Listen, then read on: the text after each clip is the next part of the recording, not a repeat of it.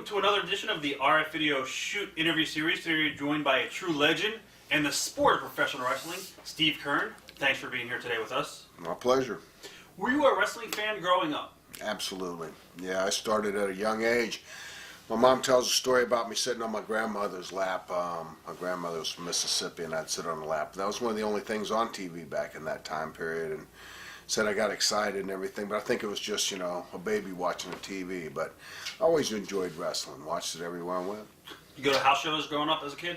No house shows. Just lots of... Just TV. Okay. Just TV. My family, my father wasn't really a wrestling fan, and so there really wasn't an opportunity, and I didn't have any close friends that were wrestling fans that was drawing me to that, so I ended up in house shows. Did you ever go to any live events? Like, what was your first experience going to a live event? Actually, my first experience going to a live event was with Mike Graham, and I was 15 years old, and that was when I actually got introduced to it to a point where Mike's dad was the promoter, Eddie Graham, right there in Tampa, Florida, and I went to the Armory for the first time there. Okay.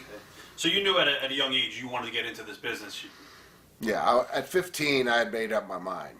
I mean, it only took me about a month to be around Mike and Eddie and go to a couple shows and see the lifestyle, and then just there was something that magnetized you to Eddie Graham at that time. He was like a bigger than life figure.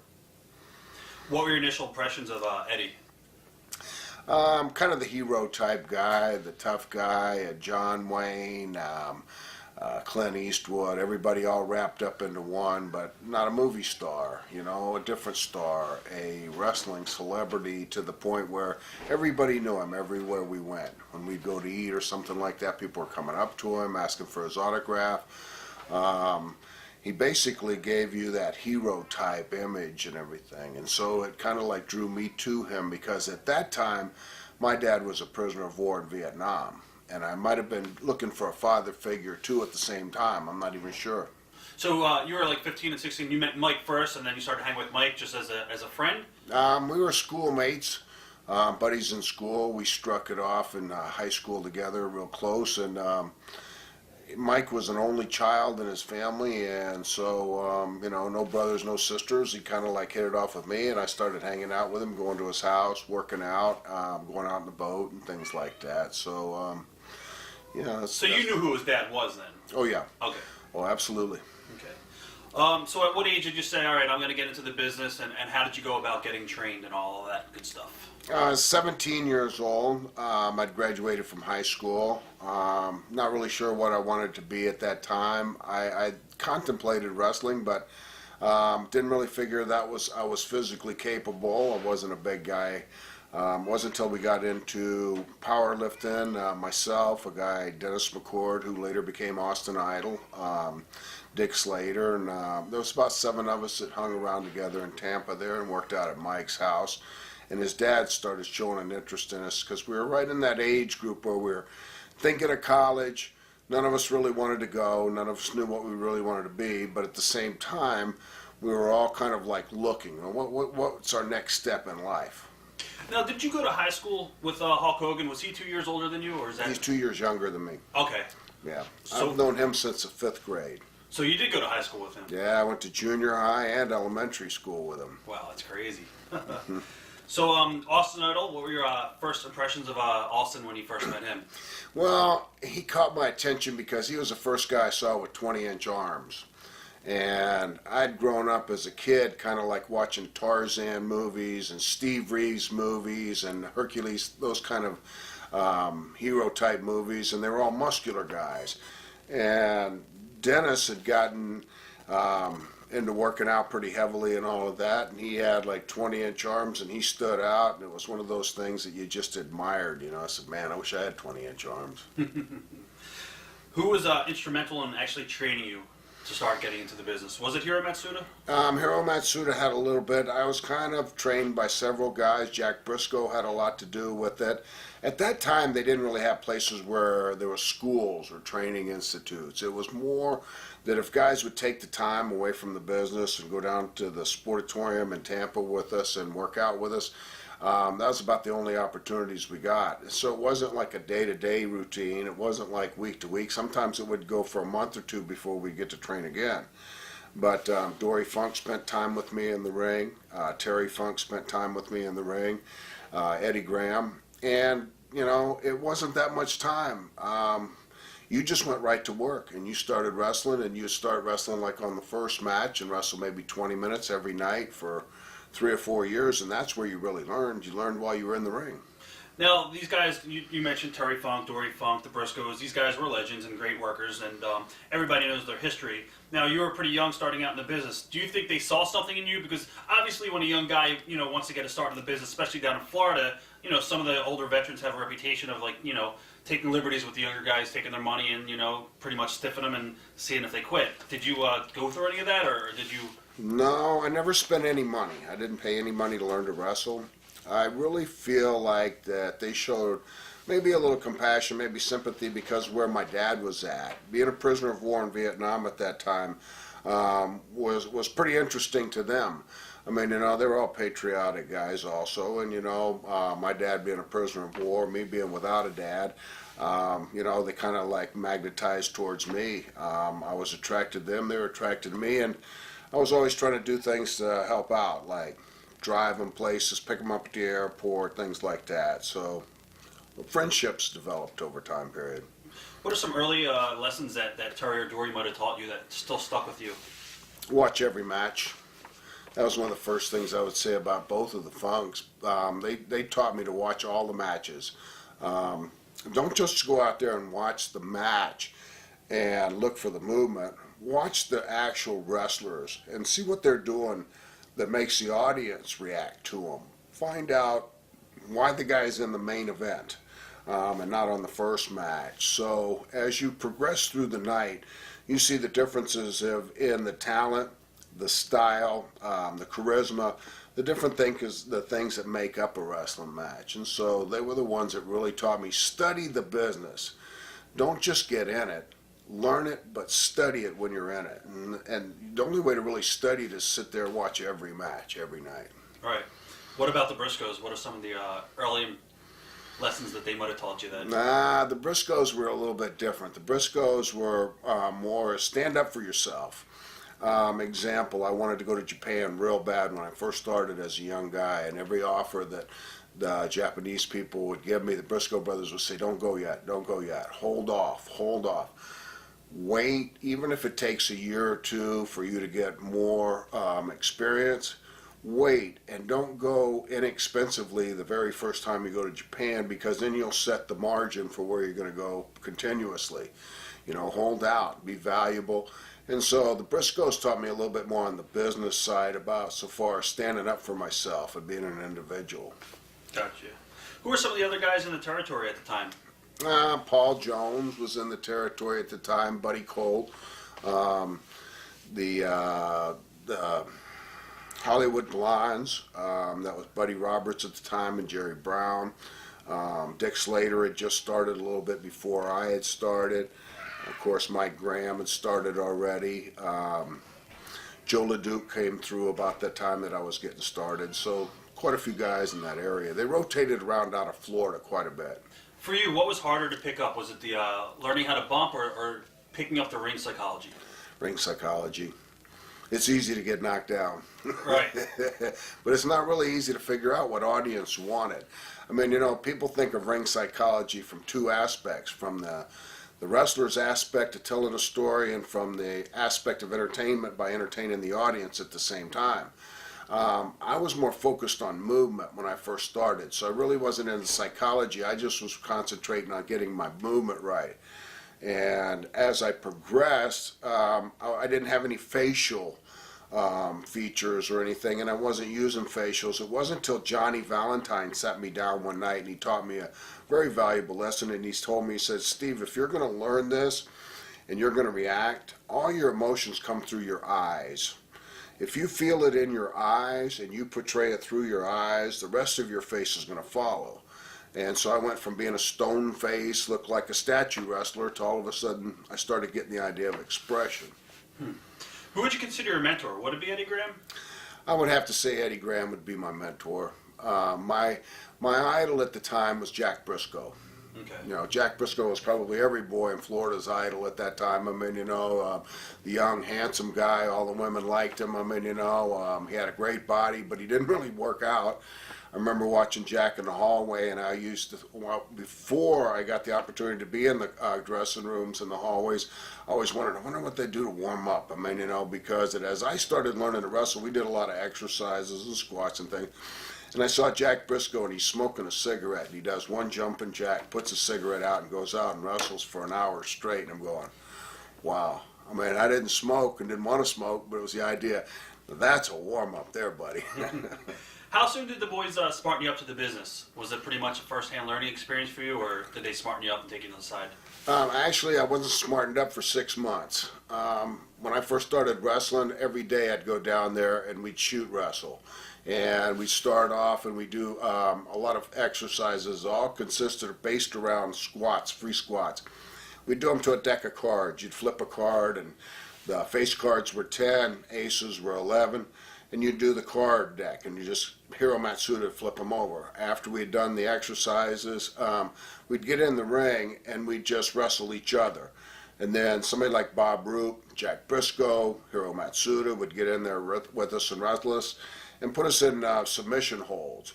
It was constantly, back then we didn't have tapping out. I was giving up. I give up, I give up, I give up.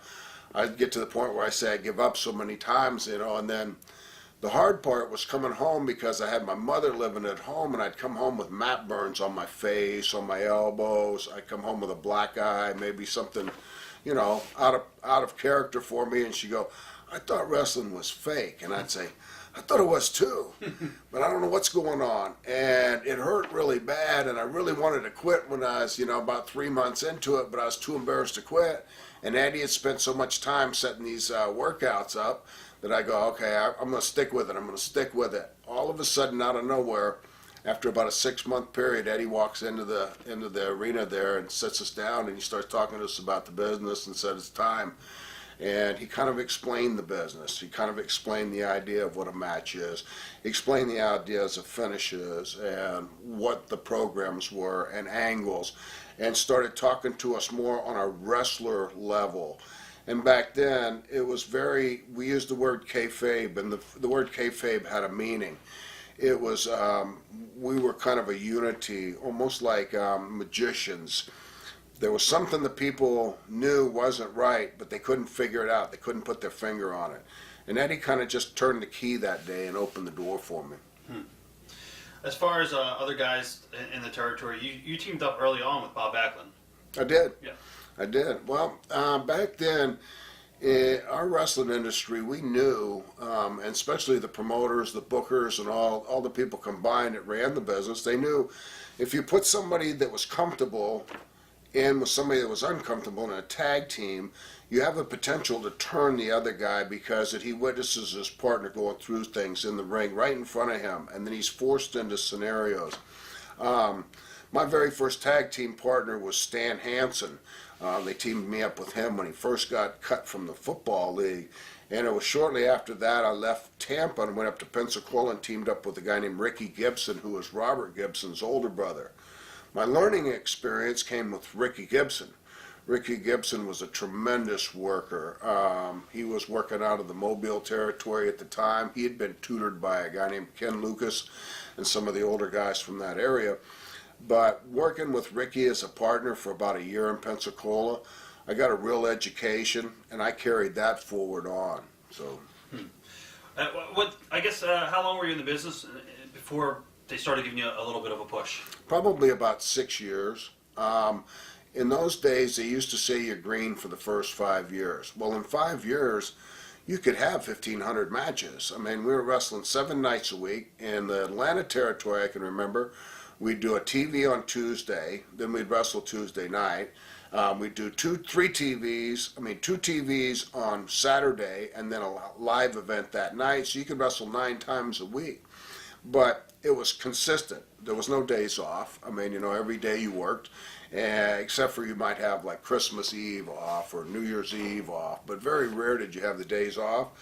But over the course of 5-6 years, you're up in the 1,500 range matches, and plus moving from area to area, you got different levels of experience that you worked with.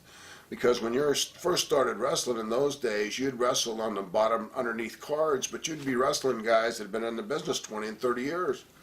I remember wrestling guys, Wolfman John Smith. I mean, I said, this guy's old enough to be my grandfather. But he was a technician in the ring. He'd gotten to the point where he didn't take a whole lot of bumps anymore, but he could honestly teach you in the ring. I mean, it was like hardcore lessons because it wasn't like education where the teacher says, okay, do this, and you're going to be tested on that. It's, okay, sell this and fight back. Or, they would try to give you, and at those times, the dressing rooms were all separated. So you didn't go meet with the guy afterwards and him tell you what you did wrong in the ring. It was the next night. He gave you a new lesson, and he tried to explain what you did wrong the last lesson, and then just keep beating you to death until you get it. Wow. That's the way the business should be today. Yeah. Unfortunately, it's not. It's not enough work. It's not enough work to make it like that. Yeah, exactly. What are your memories of a young Jimmy Garvin in Florida? Jimmy was a lot of fun. We hit it off together. There's just certain guys that you draw towards in the business, and a lot of times it was by carpooling. I mean, you rode with different guys on the road a lot of times, and if I was a baby face in a territory, of course, I'm going to be riding with baby faces, mostly underneath baby faces. I mean, because the main event guys would ride together, and they've been in the business longer. But Jimmy Garvin was from Tampa, and his dad was a police officer there, and it had been killed. And so I got real close to Jimmy, and family-wise, our wives hit it off. We're the same age. We had a lot of same interests, and just a great guy. Early memories of Brian Blair, who you also teamed with. Brian Blair he got into a little bit behind me. He was like on the Hulkster train there. They came in at about the same time. They were like 2 or 3 years behind me. And Brian was real enthusiastic. He was a really sharp guy. He was a nice guy, but he was almost over enthusiastic. He was the guy that you just couldn't help but rib. I ribbed Brian all the time. I mean, my early years, I would go bend over backwards to pull something on Brian. Simple example is going to West Palm one day. Brian doesn't have a watch on. I turned the clock in the car up an hour and a half. Brian had been sleeping in the back seat. Brian was on the first match in West Palm. So when Brian wakes up, he looks at the clock and sees like it's an hour and a half later, and we should be at the matches. He's on first. And I said, man, we're only about 15 minutes out. Maybe you ought to put your clothes on. So we pulled over, got his bag. Brian changed in the back seat. And I remember when we pulled into West Palm, there was an entrance way, like a tunnel way that you'd go into this Coliseum. And on the top, all the people stood up at the very, early watching the wrestlers as they come in. And as we parked, it's an hour and a half before the show starts. And Brian grabs his bags and he's running in the back door. And he's got his tights on and his boots and no shirt, the whole deal. I remember hearing people say, Brian, boy, you sure are ready, aren't you? And when he came in, then he realized he wasn't late. Did you get a receipt for that down the line? Or? Actually, yeah, and it's to this day, Brian and I still rib each other. I mean, our standard rib now is a lead box in a restaurant or someplace where you're out. It could be a cruise. It could be a gym membership. It could be anything. And I signed Brian up for everything. And, it's just little things that when people are going to call you, I'll fill out a card and put Brian's name on there. Or like a gym membership. Win 2 free weeks at Gold's Gym. And I put, I'm 60-something years old. I'm fat. I'm out of shape. My name's Brian Blair. And I give him his home phone number. That's awesome. Yeah.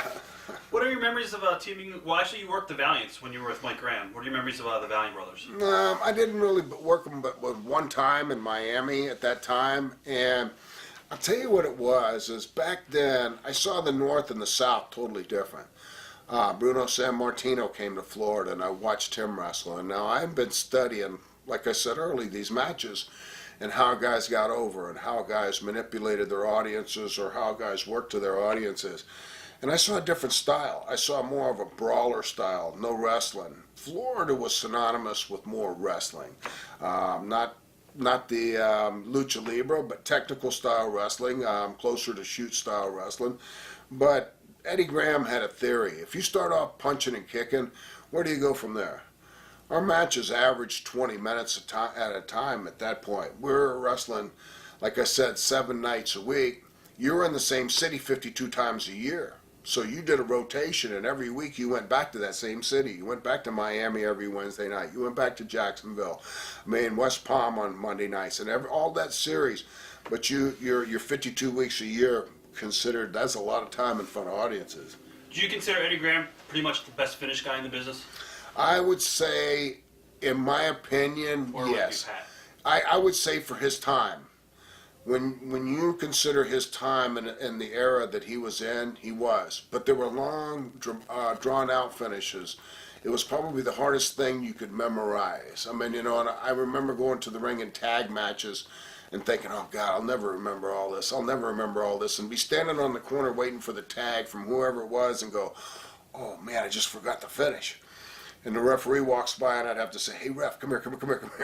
How does the finish start? I mean, just give me some kind of clue to lighten this up for me. It's the only thing I'd remember, but it would be maybe 6 to 8 minutes of a finish that told a story on the end to make sure it got what he wanted. What are your early memories of Dusty Rhodes down in Florida? Was that the first time you met Dusty? Would it be Florida? Or? Yeah, Dusty was my first encounters with Dusty was Florida when he came in with. Paxson? No, Dick Murdoch. Okay. He came in with Dick Murdoch, and they were the Outlaws. And then Dick left, and Dusty stayed, and they switched Dusty babyface, and then Dusty was off on a roll. But my early memories were studying Dusty's promos. Going in, and we had to do promos on Wednesday mornings when we filmed our TV, and after that we'd drive to Miami. So it was a long day on Wednesday, but I would sit and watch Dusty, and he would do 6 to 7 promos, and that would be for the 6 or 7 consecutive towns the next week. And Dusty wouldn't take, any time in between. Him and Gordon Solie be sitting there. They'd tell him what the town is, who he's wrestling, blah, blah, blah, blah, blah, and go. And Dusty would entertain you. Dusty would say something funny. Dusty had expression. Dusty had a rhyming, rhythmic interview that was so entertaining that it was overwhelming. It was to the point that it was very intimidating. Example, if I had to sit up and do a promo right after Dusty, I get out there and it was like, oh man, Gordon Solie, get me through this. Because it was like flat, boring, just baby face, I'm going to do the best I can to give 100%, which was just real sappy, but at the same time, that was that era. Muhammad Ali had just come into play there and started taking over the new concept of a babyface. Cocky, arrogant, but being able to back up what he said.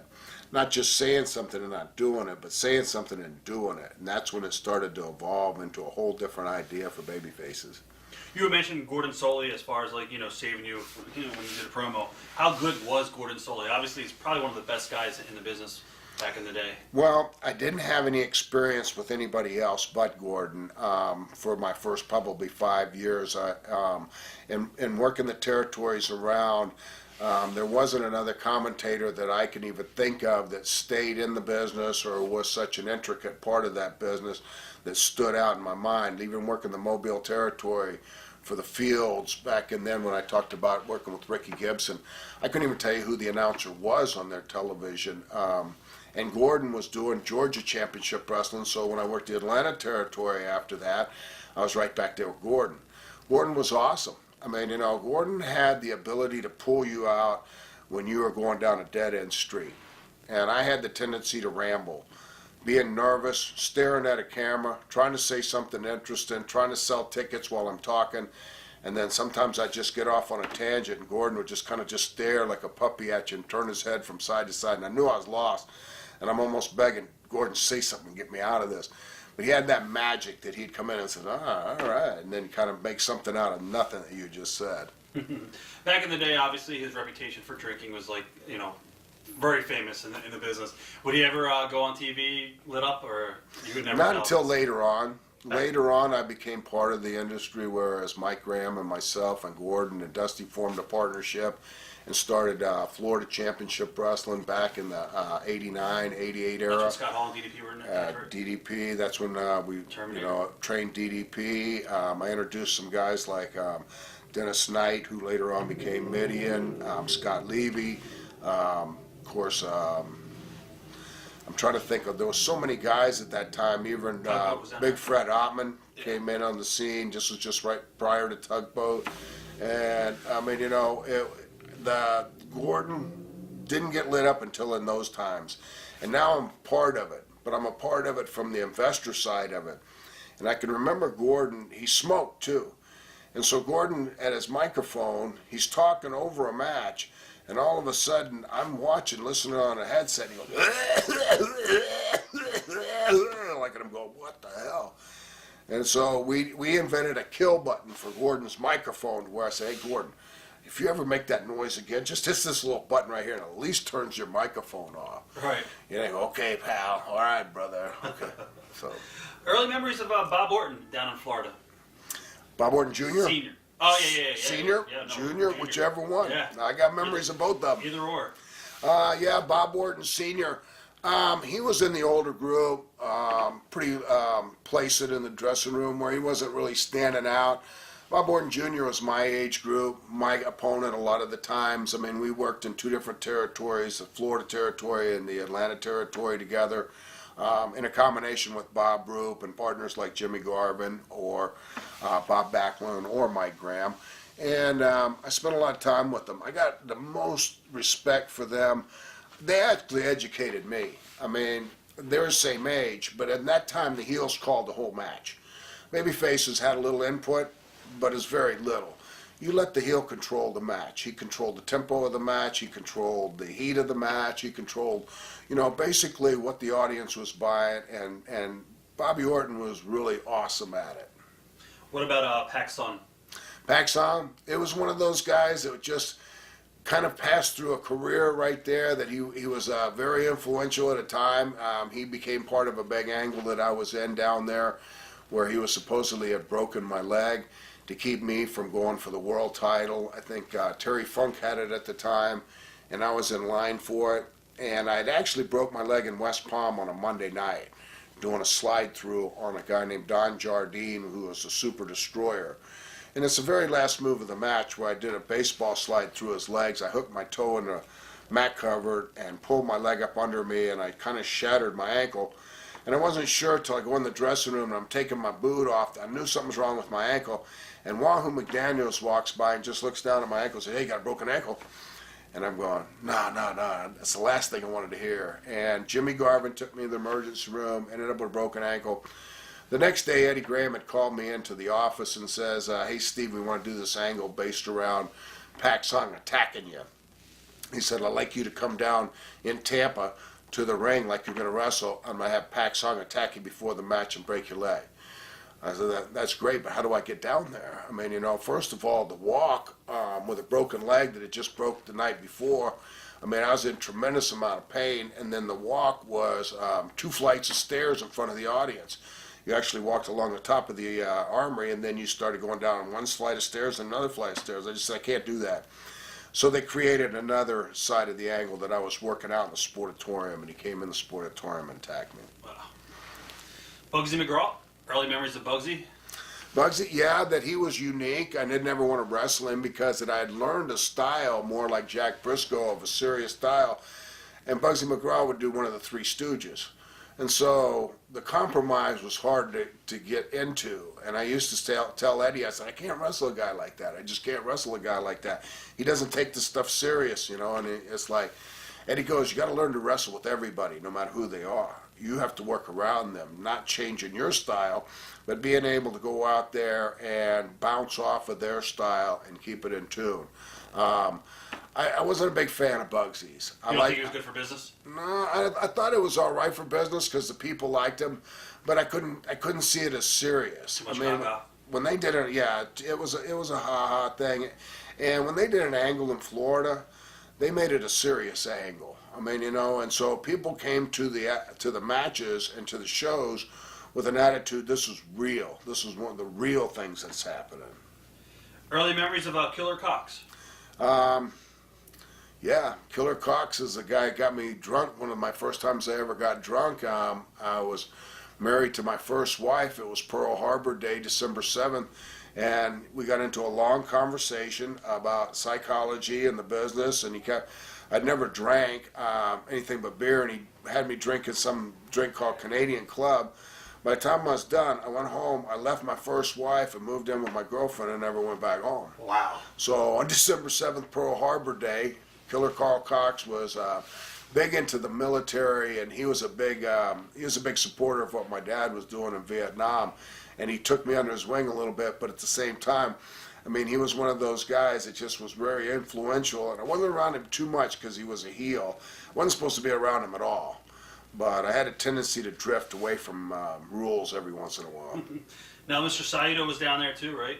Absolutely. And Ron Bass? Ron Bass. Yeah, Ron Bass wasn't down there very much. I worked with Ron more when I went to the Memphis territory, straight off of the Atlanta TV. Jerry Jarrett had come to get me, and what had happened is they had traded Tommy Rich.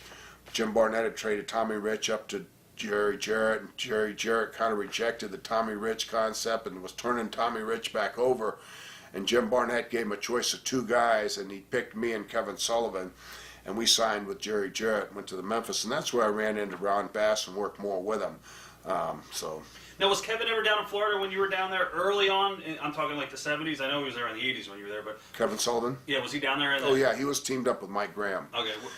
Yeah, and my first impression of Kevin was he was a suck ass. I mean, you know, he was so up Mike Graham's butt about everything, and I'd grown up with Mike, and I didn't feel like I had to do that. But Kevin, it was real obvious, you know, and it used to make me hot because I think the only reason you're Mike's partner and the only reason you're doing well is because you're kissing his ass all the way to the town and all the way home. And it really wasn't until I went to the Carolinas and worked for George Scott that I ended up all of a sudden riding just with Kevin Sullivan. And this was like 3 years later from that exposure to him in Florida. And one night driving, I just couldn't help it. I had to tell him, I said, you know, I used to hate you. And I told him why.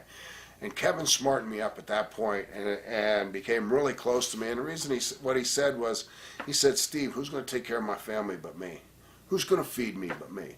Who's going to make sure that I can do things in my life but me? If I have to kiss somebody's ass every once in a while to get there, I'm going to do that. I'm not going to just do it for myself.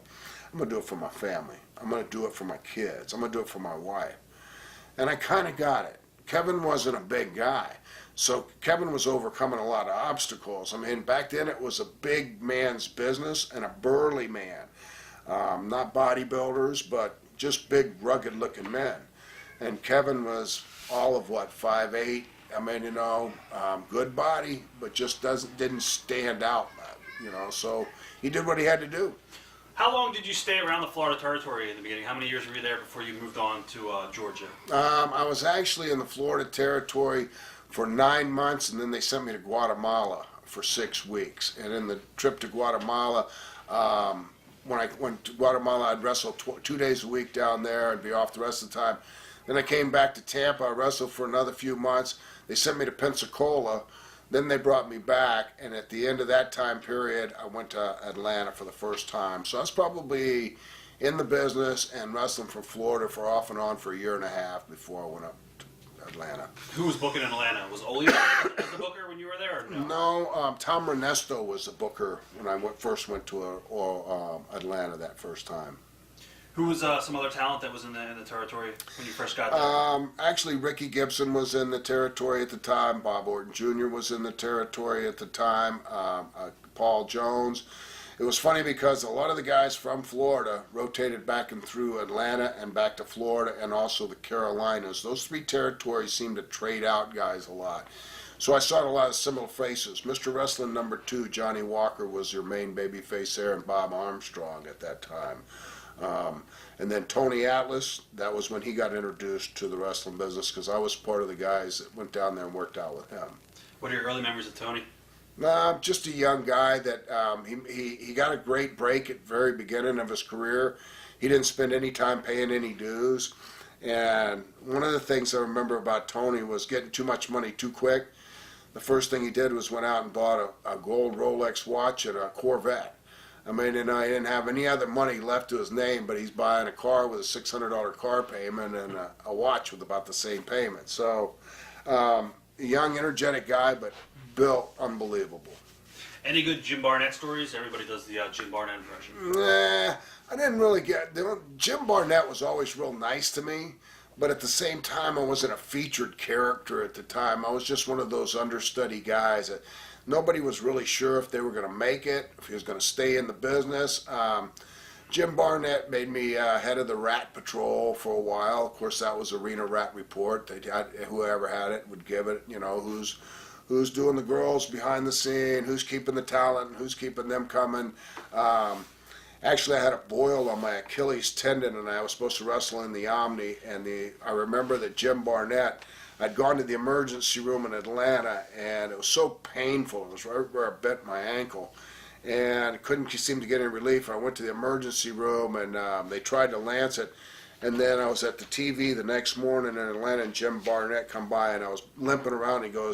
He'd say, "Stevie, my boy." He goes, "Stevie, my boy." He says, "You're limping." And I said, "I have a boil on my Achilles tendon." He says, "I'm going to send you to my doctor." So he had a Rolls Royce with his chauffeur. And that was pretty impressive in the 70s. So he sent me with his Rolls Royce chauffeur to his doctor. The doctor gave me a prescription, and the boil was gone in 2 days. Wow. So. Memories of meeting a young Roddy Piper. Yeah, because when you meet some of the guys that you know from the different areas that had been featured in magazines, and the TVs weren't crossovers, so you really didn't know them.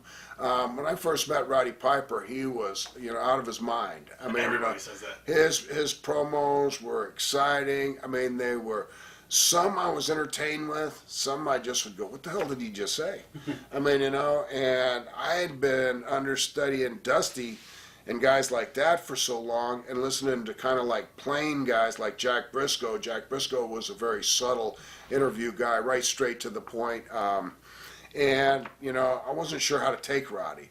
I mean, I didn't know if I liked it, disliked it, or just was confused over it. But I saw that, there was something in what Roddy was doing that was exciting. So I consider one of the best promos in the business. I think. Yeah.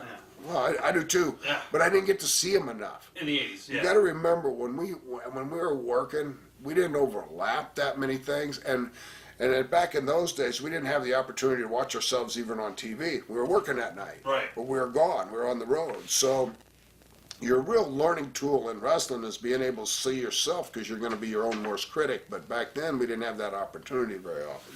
Did you work in Atlanta when Tommy Rich was there? Yeah, I did. The second time I worked in Atlanta, Tommy was there. As a matter of fact, there was an angle with Ted DiBiase, and I think Ted broke his leg or something, because there was a big promo scene where myself, Steve Olsenowski, and Tommy went to visit Ted in the hospital. So, yeah, I was there not very long when he was on that run, though. Any memories of Ted DiBiase? Yeah, we're real close friends. Ted DiBiase was he was an awesome guy, and the reason I like riding with Ted is he was the fastest driver. He'd run Faster than Harley? 80, and not as fast as Harley. Yeah, I was scared to ride with Harley. I wasn't scared to ride with Ted. But any of those guys that had worked out the Louisiana Territory, where they had 300 one-way trips, 300 miles on 2-lane roads, those guys were unbelievable drivers. So Ted DiBiase, when he moved to Atlanta, he moved out by the airport. And I lived in Stone Mountain. This was my third time through Atlanta, and I'd moved to a different part of town. I lived in Stone Mountain, which was kind of like on the other side, the east side of Atlanta. And so I talked Ted into moving to Stone Mountain, getting an apartment, and lo and behold, he met his wife, Mel. So in his book, you'll read, if you read in his book, he talks about how if it hadn't been for me, he would have never met his wife, Mel. And just recently, he sent me a text saying he was going to be a grandpa again, and it was just it's a text. And I got mad because I'm going, man, I deserve more than a text. So I picked up the phone and I called him, and I left him a really long answer machine. If it hadn't been for me, there wouldn't be no Mel. If it hadn't been for Mel, there wouldn't be no Ted Jr. If it hadn't been for Ted Jr., there wouldn't be no Ted. If it hadn't been for me, you wouldn't have no family at all. And you're going to just text me? I think I deserve more than a text. Let's get back. And so he did just like you did. He laughed when he was calling me. He was laughing. He goes, only you would do that. Yeah, it's awesome. Memories of, I lost track. Baron Von Raschke. I only was around him a short time, and that was in the Minnesota Territory.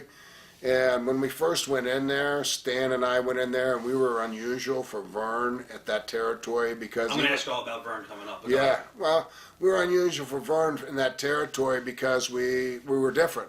There were mostly old timers in there, and walked in the babyface dressing room, and I remember pushing the door open on the babyface dressing room, and all I saw in there was like Billy Robinson. First guy I saw, I said, "Oh God."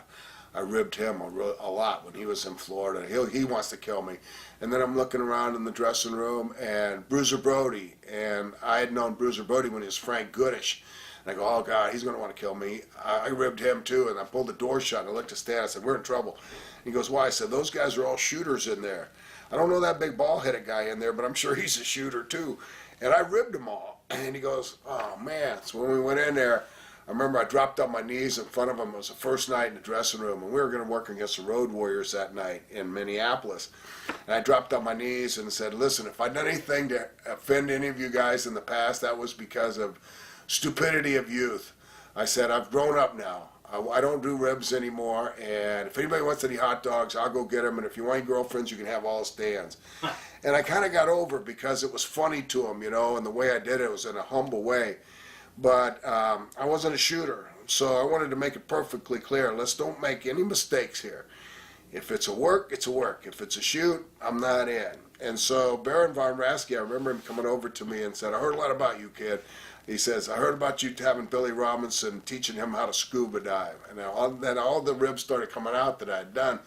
And Were you a big ribber, obviously? Or? Big time. That was one of my favorite things. I mean, you know, so with that being said, they all kind of laughed it off, and it was a good thing I was in a babyface dressing room with babyfaces because I wouldn't have to work against them. So, What are your early memories about Bruiser Brody? You just mentioned you knew him. Bruiser Brody, well, I go back as far as when he was Frank Goodish and he came to Florida at first. And I remember working tag matches with him when Mike Graham and he was so green that we were pretty brutal on him on comebacks and on just working holds and stuff on him. And then later on, Bruiser Brody evolved, and all of a sudden it was kind of the same effect I got from Tonga, who later became Haku. I mean, I didn't know he was going to develop into the toughest guy in the whole damn wrestling business, and I'd put armadillos in his bag, snakes in his bag, all kinds of things. So Bruiser Brody had evolved, and I had a whole new Bruiser Brody. I remember being in Salt Lake City, and it was me and Stan against Bruiser Brody, and I want to say Nick Bockwinkel. It was Nick Bockwinkel. And we were walking around the ring, and I was slapping hands with fans, and all of a sudden I thought a fan had hit me from behind with a baseball bat. And my suspenders flew off, my bow tie flew off. I turned around, and Bruiser Brody had kicked me in the back, and he was beating me within an inch of my life. And I don't know if it was from the way I'd treated him when he was younger, or if that was just a new character, but I saw a few Bruiser Brodys in my career. Pretty stiff. Oh, yeah, he was stiff. From Georgia, you mentioned you went down to Memphis for Jerry Jarrett. The fourth time I went into Georgia. The first time I went into Georgia, the next territory I went to was Carolinas. And that's where I worked for George Scott, and they teamed me up with Tiger Conway Jr. And I worked at Ole and Gene Anderson in there for quite a while and got a real education. And that was when I was starting to come out of the green, and now I'm starting to develop. And they'd given me Rookie of the year before in Atlanta. And at that time, it was just Wrestling Magazine. I want to say... PWI? who?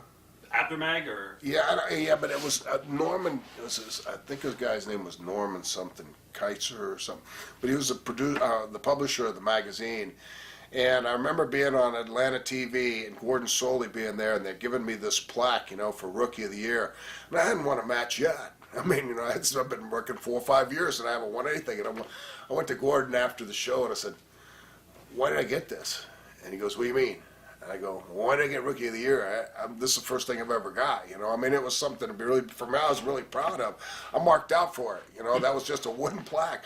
And I'm trying to remember if he even spelled my name right, because a lot of people spell my name wrong all the time. So I'm thinking, you know, and it actually helped me because when I went into the Carolina territory, I came in as the Rookie of the Year, and that's when they teamed me up with Tiger. And Do you gave think me the a plaque little was bit just of a a push. tool to get yourself over? Or What's that? Do you look at now, looking back, now that you know the business even more, do you consider the plaque a tool to get you over? Or? Absolutely. Yeah. Yeah, it was something to make that identified me. It wasn't a belt. wasn't a title. I mean, it wasn't a trophy. It wasn't that. It was a plaque. And when I did the Carolina television up there, the first time I walked out there, I walked out with the plaque and holding the plaque, and they talked about, I was crowned Rookie of the Year or whatever that year before in Atlanta, and the wrestling magazine people had come and give it to me on TV and all that, and they showed a film clip. Well, that gave me some kind of thing for the audience to sink their teeth into. Wasn't like a experienced veteran kind of a deal, but it was like, hey, this kid must have something for him to give him that. So it gave me a little something to hang my hat on. Early memories of going into Jarrett's territory down in Memphis. Who, going? Yeah. It was a wake-up call. I mean, because of the paydays or for what? well, it was totally different. I had gone from serious wrestling with the territories I'd been in. They were all pretty much identical. The Carolinas, Georgia, Florida, they were synonymous for actually using the same characters revolving around there. Buddy Colt was revolving around there. Paul Jones at the time. Of course, the Anderson brothers, Ole and Gene. And it was a more serious type wrestling. Now I go to Tennessee, and it's almost like it's all midget matches. I mean, they're doing all the midget high spots in every match, and it's more ha-ha. And A lot of gimmicks too, right? Yeah, a lot of gimmicks and a lot of funny stuff. And like Bill Dundee took a liking to me when I first came in there, and he kept saying, "You're gonna have to change. You're gonna have to change. You're too serious. You're too serious." And I remember wrestling Wayne Ferris, Honky Tonk Man. And throughout the whole match, he'd always say, "Do I owe you money? Do I owe you money? You tried to kill me out here. Do I owe you money?" And I was trying to bring my style to Tennessee instead of learning how to become a chameleon and change for the place I was at. And then all of a sudden, a wake-up call came again. And my wake-up call was, all right, if I'm not going to get over doing my style and bringing that here, then I need to take their style to another level and combine my style with their style. Do the ha-ha, but when it comes to an angle, get into the serious stuff and bring a lot of wrestling to the table. What were your first impressions of Jerry Jarrett? And how would you compare Jerry to Eddie Graham? Jerry Jarrett was in the NWA, and back in those days, those guys, they pretty much thought alike. And I almost felt like that every area had an Eddie Graham, a Jerry Jarrett, I mean, a Paul Bosch. I mean, all of those guys, those old timers. And I remember seeing pictures of the NWA meetings where they were all sitting around the tables or they were talking or they were making their plans and the different guys from the different areas. I mean, Jerry Jarrett, to me, wasn't as physical as Eddie Graham. He wasn't the guy that I wanted to kind of portray or be like or grow up to be, but he was real intelligent. Somebody told me a story one time, and I'm not even sure if it was true, but I bought into it, that Jerry Jarrett had invented the banana seat on a bicycle for Schwinn. He had gotten a job in the summer working at Schwinn Bicycle Company and come up with that concept of the long white banana seat, and I'm thinking, man, I had one of those. What a great idea. What a smart guy this guy is. And then seeing the way he ran his territory. I mean, he had it subdivided into different areas, almost like he was micromanaging 4 or 5 different territories because there were so many states involved. He had his mother taking care of the north side, so he had that pretty much covered in family. He had his father-in-law taking care of a certain area. He had Buddy Wayne taking care of Mississippi. I mean, so he had intricate people in different areas, and that was the same concept Eddie Graham used. Eddie Graham had the same deal. He had certain people in different areas, like in Jacksonville, he had Don Curtis. In Miami, he had the Dundees, that were boxing and wrestling promoters. I mean, he had Coach John Heath in the Sarasota area. So he took people that he trusted and he believed in and made them partners and then had them control it, control the areas, but he spread himself a little thinner. He wasn't just the man. There was more people involved. Did you get along with Jerry Lawler? Yeah, I got along with him fine in the beginning. I mean, as time grew and as our popularity grew and when the Fabulous Ones kind of like made their mark, I was always told going into the Tennessee territory, you'll never get over Dundee and Lawler. You'll never get over Dundee and Lawler. At the time, I really wasn't interested in getting over Dundee and Lawler. It wasn't until I was in there for a while and realized I really liked working this territory, and I felt like I wasn't competing with as many top guys as I was in Atlanta. I wasn't competing as many as in Carolinas or Florida. I was competing with more underneath guys and one or two top guys. And the two top guys, and that at that time, of course, Dundee and Lawler. And they would switch off the book. One time, Lawler would have the book for a year. Next time, Dundee would have the book for a year. They worked together to a certain degree, but there was animosity between them. And I kind of leaned toward the Bill Dundee more. I moved into Hendersonville, where Lawler lived in Memphis. I moved into Hendersonville right out of Nashville and close to Bill Dundee, so I rode with Bill Dundee a lot. So I became closer to Bill Dundee, and then the Fabulous one, when that started and broke out, the popularity started climbing. Then the egos started clashing, and pretty soon it was on. Yeah, I'm going to ask you about that coming up. So. It was on. We're going to compete for this territory. Right. King on the mountain. I'm going to ask you about that coming up. Early memories of Bill Dundee outside the ring was. Bill Dundee he had a little man's complex. He a little bit of a chip on his shoulder. I don't know, Australia, New Zealand, whatever it was, didn't come to play too much, but he was always, to me, he reminded me of one of them little banty roosters, that would stick his chest out and try to act taller than he was and cocky and arrogant. And he was very charismatic. He looked like Elvis to me, but only like a miniature Elvis, like maybe a bobblehead Elvis or something. I don't know how to describe it. But everybody evolved around that whole Elvis scene because of Memphis. I mean, here's this guy, Jerry Lawler, the King. I mean, Bill Dundee wore a jumpsuit, come out with the Elvis look all the time. So, I mean, I think of a miniature Elvis when I think of Bill. Early memories of Dutch Mantell. I really liked Dutch. Dutch was a great guy. He was outgoing. He was funny. You kind of are drawn, at least I was, to funny people. It's like Dusty in the beginning. When I rode with Dusty and I had the opportunity to be around him and in cars with him, I mean, he kept me laughing. I still to this day tell Dusty Rhodes stories. I tell Dutch Mantell stories. Back then, we traveled a lot. I mean, there was a 5-state territory, so we're on the road a lot. And the funny things were playing with CB radios.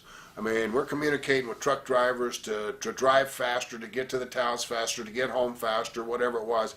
But there's a bunch of rednecks on radio. And that's not what I was. I was from Florida. I was a beach guy. Dutch Mantell, I mean, I could hear Dutch on the radio. And Dutch would get on there and pretend he was with somebody or doing something or whatever it was, and I'm not even sure the scenario. But he would have 15 or 20 truck drivers wanting to kill him. And they'd be hollering, well, where is this guy? Let's pull him over. Where are you? Meet us at the sign, and his Dutch would be on there just rambling on. Very creative, just in his interviews. Dutch, when he did interviews, he always had a really great gift of gab. And he came out as a serious guy, but could still do some of the ha-ha, but not take it to another level. He was a candidate to go to the Atlanta territory, Charlotte territory, in my opinion. What about Austin Idol in Memphis when you were there? He only came in and out, at the time. And Dennis had changed so much from when I had known him as a kid. I mean, being Austin Idol, of course he had dropped his size. He was just a big burly guy when he actually was in the airplane accident that killed Bobby Shane. That was when Dennis had just started. But he was the big Iron Mike McCord guy at the time. Then when he came in there and did Austin Idol, Dennis had gone strictly to the work side. Dennis hadn't developed the Jack Briscoe, the Dory Funk Jr., the Eddie Graham, all that kind of style wrestling. He'd gone more the Tennessee stuff, and he was a good promo guy, but I didn't really like Dennis's work. When I watched Dennis's work, it was too transparent to me. I mean, it was more like the Valiants when Handsome Jimmy had come in and do the Boy from New York City, based on how can we get in there and get out of there without killing ourselves. Yeah, he was definitely not a bump taker. No. Yeah. No. And don't pull his hair. Yes, I've heard about that too. What about Sweet Brown Sugar? Yeah, Sweet Brown Sugar. I was around him a little bit. I rode with him quite a bit in his early days when he first came to Florida. And he got some opportunities, but he is another guy that I always felt like he had a chip on his shoulder. He always had something to say about somebody else getting an opportunity. And in the position I've been in the last 7 years in teaching, this is one thing I try to get into people's heads and tell them, don't compare yourself to anybody. Don't get into this business and start looking at somebody saying, I'm better than them, I'm taller than them, I'm better looking than that guy, I got a better body than this guy. They should be using me, not them. And that's what I think he did. I ribbed him in Japan. I was wrestling Fujinami, and I'd gone to drop a title to Fujinami over there, and Eddie Graham came, and Carl Gotch came, and all these guys that had a little instrument in training me. And the night that I dropped the title to Fujinami, I held the Japs up for money in the dressing room. I really didn't, but I did it just to irritate Skip Young, who was Sweet Brown Sugar, because he had been knocking everything that I had done. It was the only time I'd ever been to Japan when they put me over every match, because it was build up to Sapporo to drop the title to Fujinami. This is for New Japan, for Inoki, right? Right. Okay. And so what I did is I talked to Eddie a little bit about it. I said, I want to pull this rib, and I want to make sure it's cool with you because you come all the way over here. And I told him what I want to do. I said, I'm going to tell the referee when he comes in front of Skip Young, I says, I'm not dropping the title. I ain't dropping it. And he goes, what are you going to do? And I says, I'm going to tell him I want 10 grand cash right now. Bring it in the room, put it in my pocket. I'll go out there and then I'll hand him the belt. And he goes, it's a good one. So Eddie Graham, he got into it with me, right? So Eddie, when I came up with a lot of good ribs. I can go on and all night long on some ribs. But anyway, at the end. Oh, well. Anyway, so the Japanese referee got, he really worked it great. He acted upset. He acted angry. He went across, came back. He's mad now. I'm not going to do it, going to cancel the match. I said, fine. So I handed the belt to Eddie Graham, and I said, well, you might as well go hand it to him because I ain't going to hand it to him. I'm gone. I'm going back to the United States. Anyway, the referee says, hold it, come back. Came back with a brown paper bag. In the brown paper bag, they had taken programs and cut it to shape of money. And it looked like the brown paper bag was a stack of money. So I said, well, I'm going to count this first. So then I went back in the back. I come back out and said, okay, 10 grand. We got a deal. I shook hands with the referee.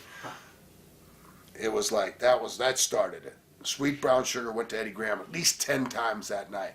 I can't believe Steve Kern's doing this. If I ever got that opportunity, I would never do that. I'm more of a businessman. I mean, he was putting himself over, burying me. And the only place I really thought it might backfire was coming back through customs. Because you had to declare a certain amount of money. And I thought he was so pissed at me that when we're going through customs, I go, where's your money? And he goes, I got it in my pocket. I said, I'm standing on mine. He goes, what? I said, yeah, I had to put 5 grand in each shoe, and it's like I barely keep my shoes on. And he goes, you got your money in your shoes? I said, yeah, I got to hide it somewhere. And I'm thinking, as soon as I go through customs, he's going to go, that guy over there has got his money in his shoes. He didn't do that, but. Right. Anyway. Bobby Eaton, some people consider him one of the best workers in the business. What are your early memories of Bobby? Bobby Eaton? Yeah. He is. I have 2. And I've voiced my opinion on this several times because everybody has an opinion. I mean, there's no book written right and wrong about wrestling, but my opinion is from an experience level. This is my 42nd year, and if I was to pull out 2 names of the 2 greatest workers I know in my lifetime, in my career, number 1 would be Curt Hennig. Curt Hennig was to me the perfect wrestler. Mr. Perfect was perfect for him. I was around Curt at his younger age when he was developing, so Curt Hennig had the top, the body, the size, the athletic ability, but Bobby Eaton was the worker. Bobby Eaton was probably one of the best workers ever to come out of the Tennessee territory, probably the best, and he's in the top 2 of my category. The only thing that takes Curt Hennig above Bobby Eaton in the whole total picture of the wrestler was interviews and promos. Curt could talk also, even though he had a Bobby Heenan or somebody like that with him. So, what were your first impressions of Stan Lane? When was the first time you met Stan? I met Stan. He was actually in a tag team with the guy, and I can't remember Brian's last name, but they were like the Hollywood Blondes, and he came to Florida, and Stan was real green. My first impression was Stan was totally lost in the ring.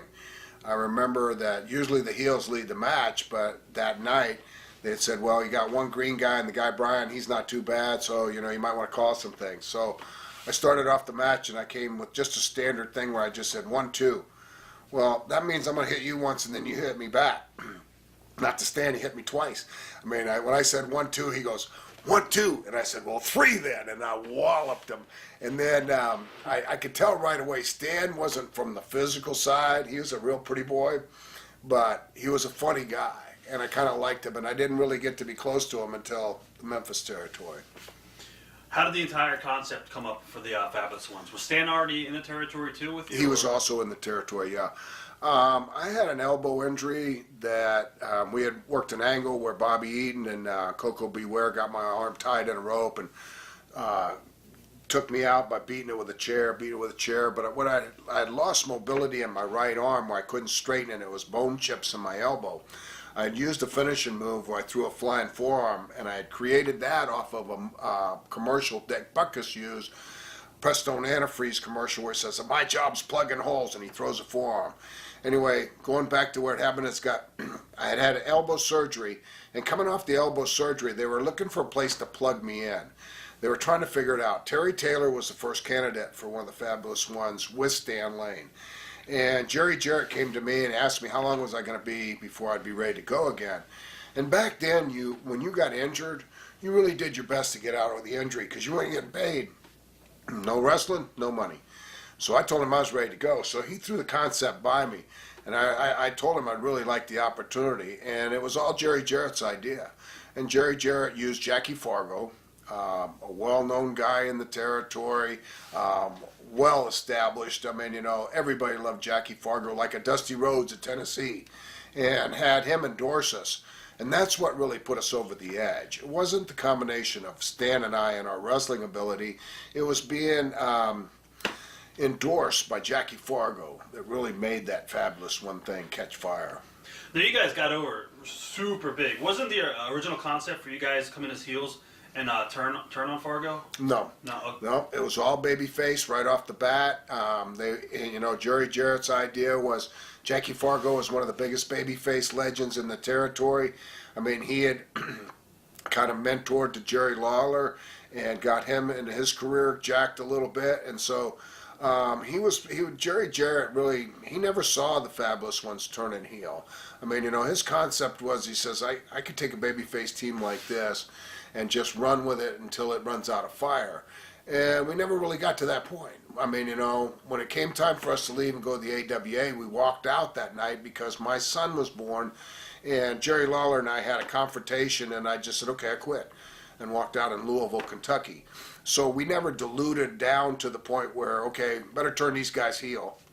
What was the confrontation over with Jerry? He wanted me to do a radio interview in Evansville, Indiana on an AM station.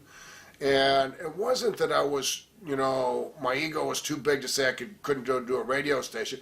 It was the idea that I had just had a son born the night before, and I'd been in Memphis and just got home, 2 o'clock in the morning, my son's born. Now I'm back on the road to Louisville, and Louisville wasn't a stay over town. I was planning on coming home, and he wanted me to stay over and go, Wednesday night was Evansville. He wanted me to stay over and go on to Evansville that night and do a radio interview the next morning. And I told him I didn't want to do it. He says, well, are you guys too big to do that now? And it wasn't that. It was the idea that, I was pretty excited about having a new son. Right. Whose idea was it for the tuxedos and the top hats? Jerry Jarrett. Jerry Jarrett. Were you Absolutely. for or against it? I was for it. Stan was against the top hats. He hated them top hats. He kept trying to lose them.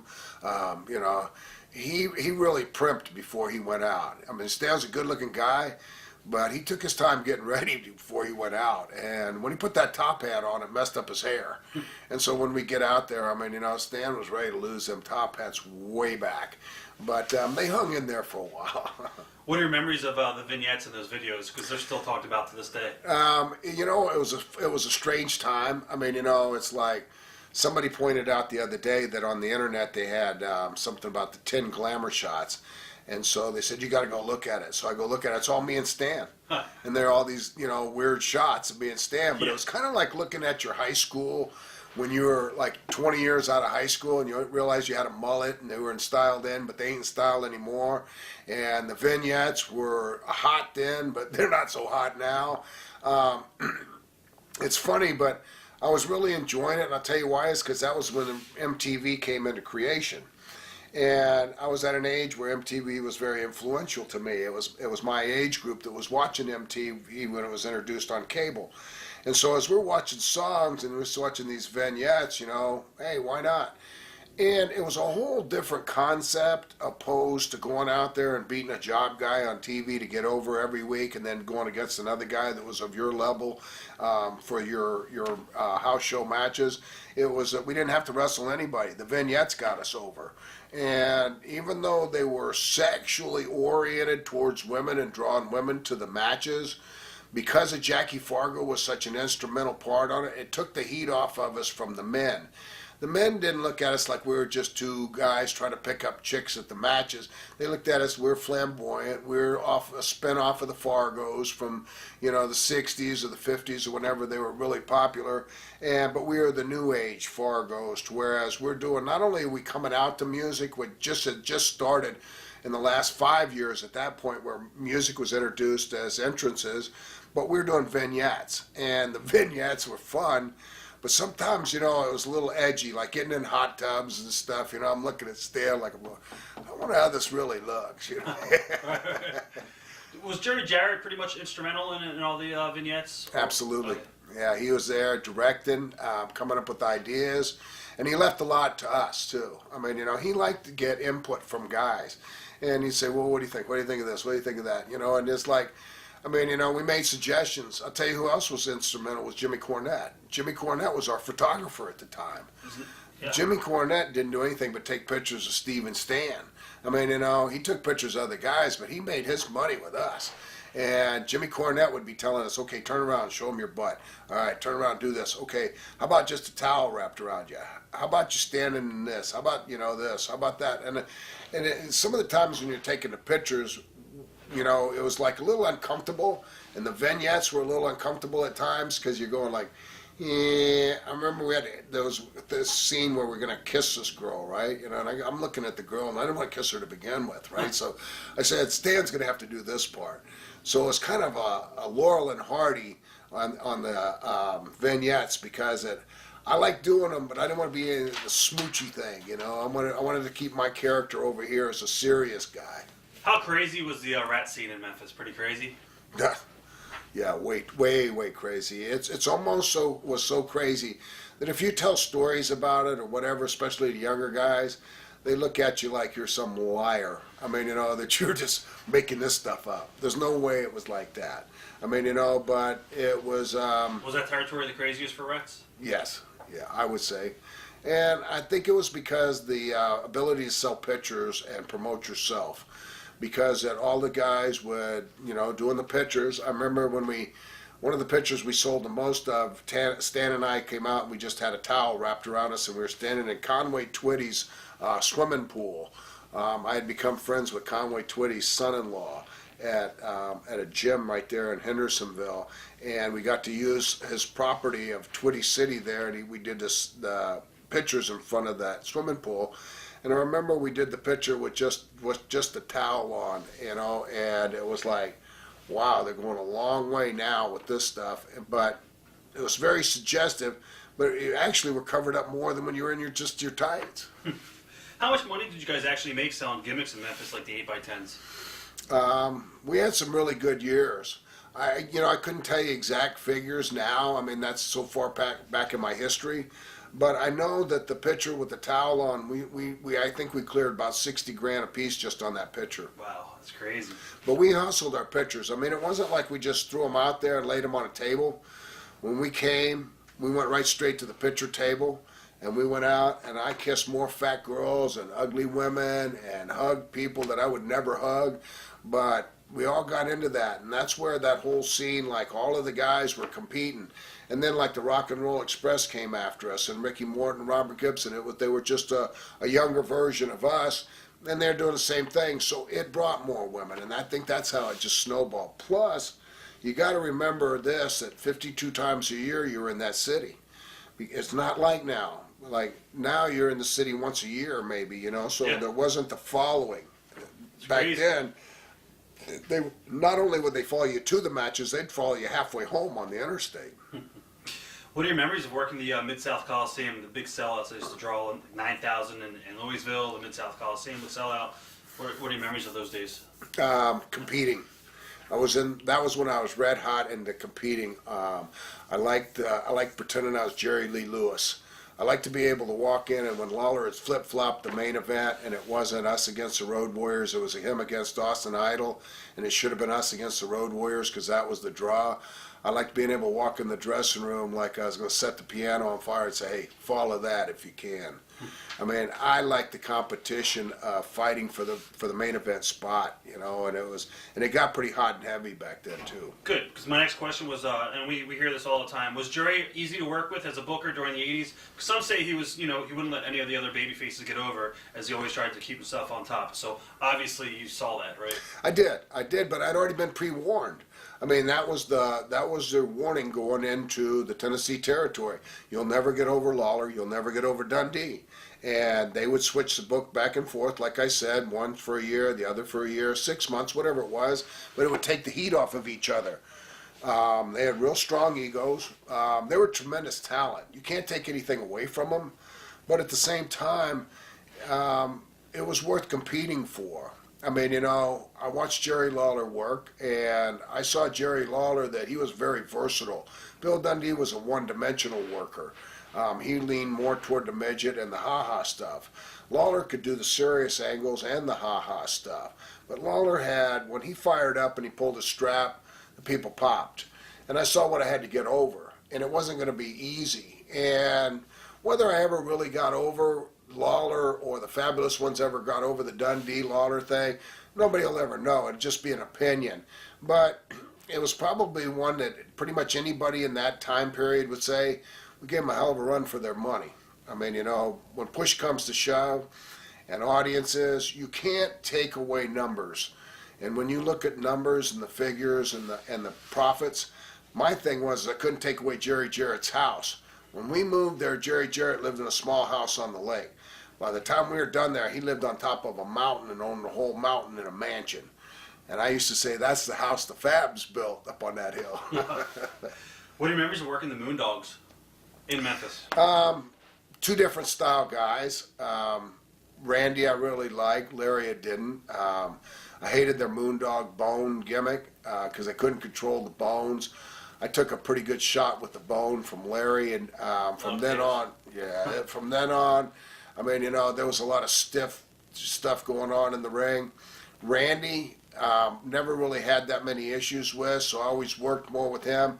But when Larry'd get in there, I'd tie Larry up. I'd shoot with Larry a little bit more. And what I mean by shoot, not really actually trying to beat him or anything like that, but hold him down and then not let him do what he wanted to do to me. I'd kind of control it. Okay. Memories of working the Assassins. Jody and his partner. Jody was, he wasn't a bully. He was a teacher. He was an educator. But he was a big, strong man that would control the whole scene out there.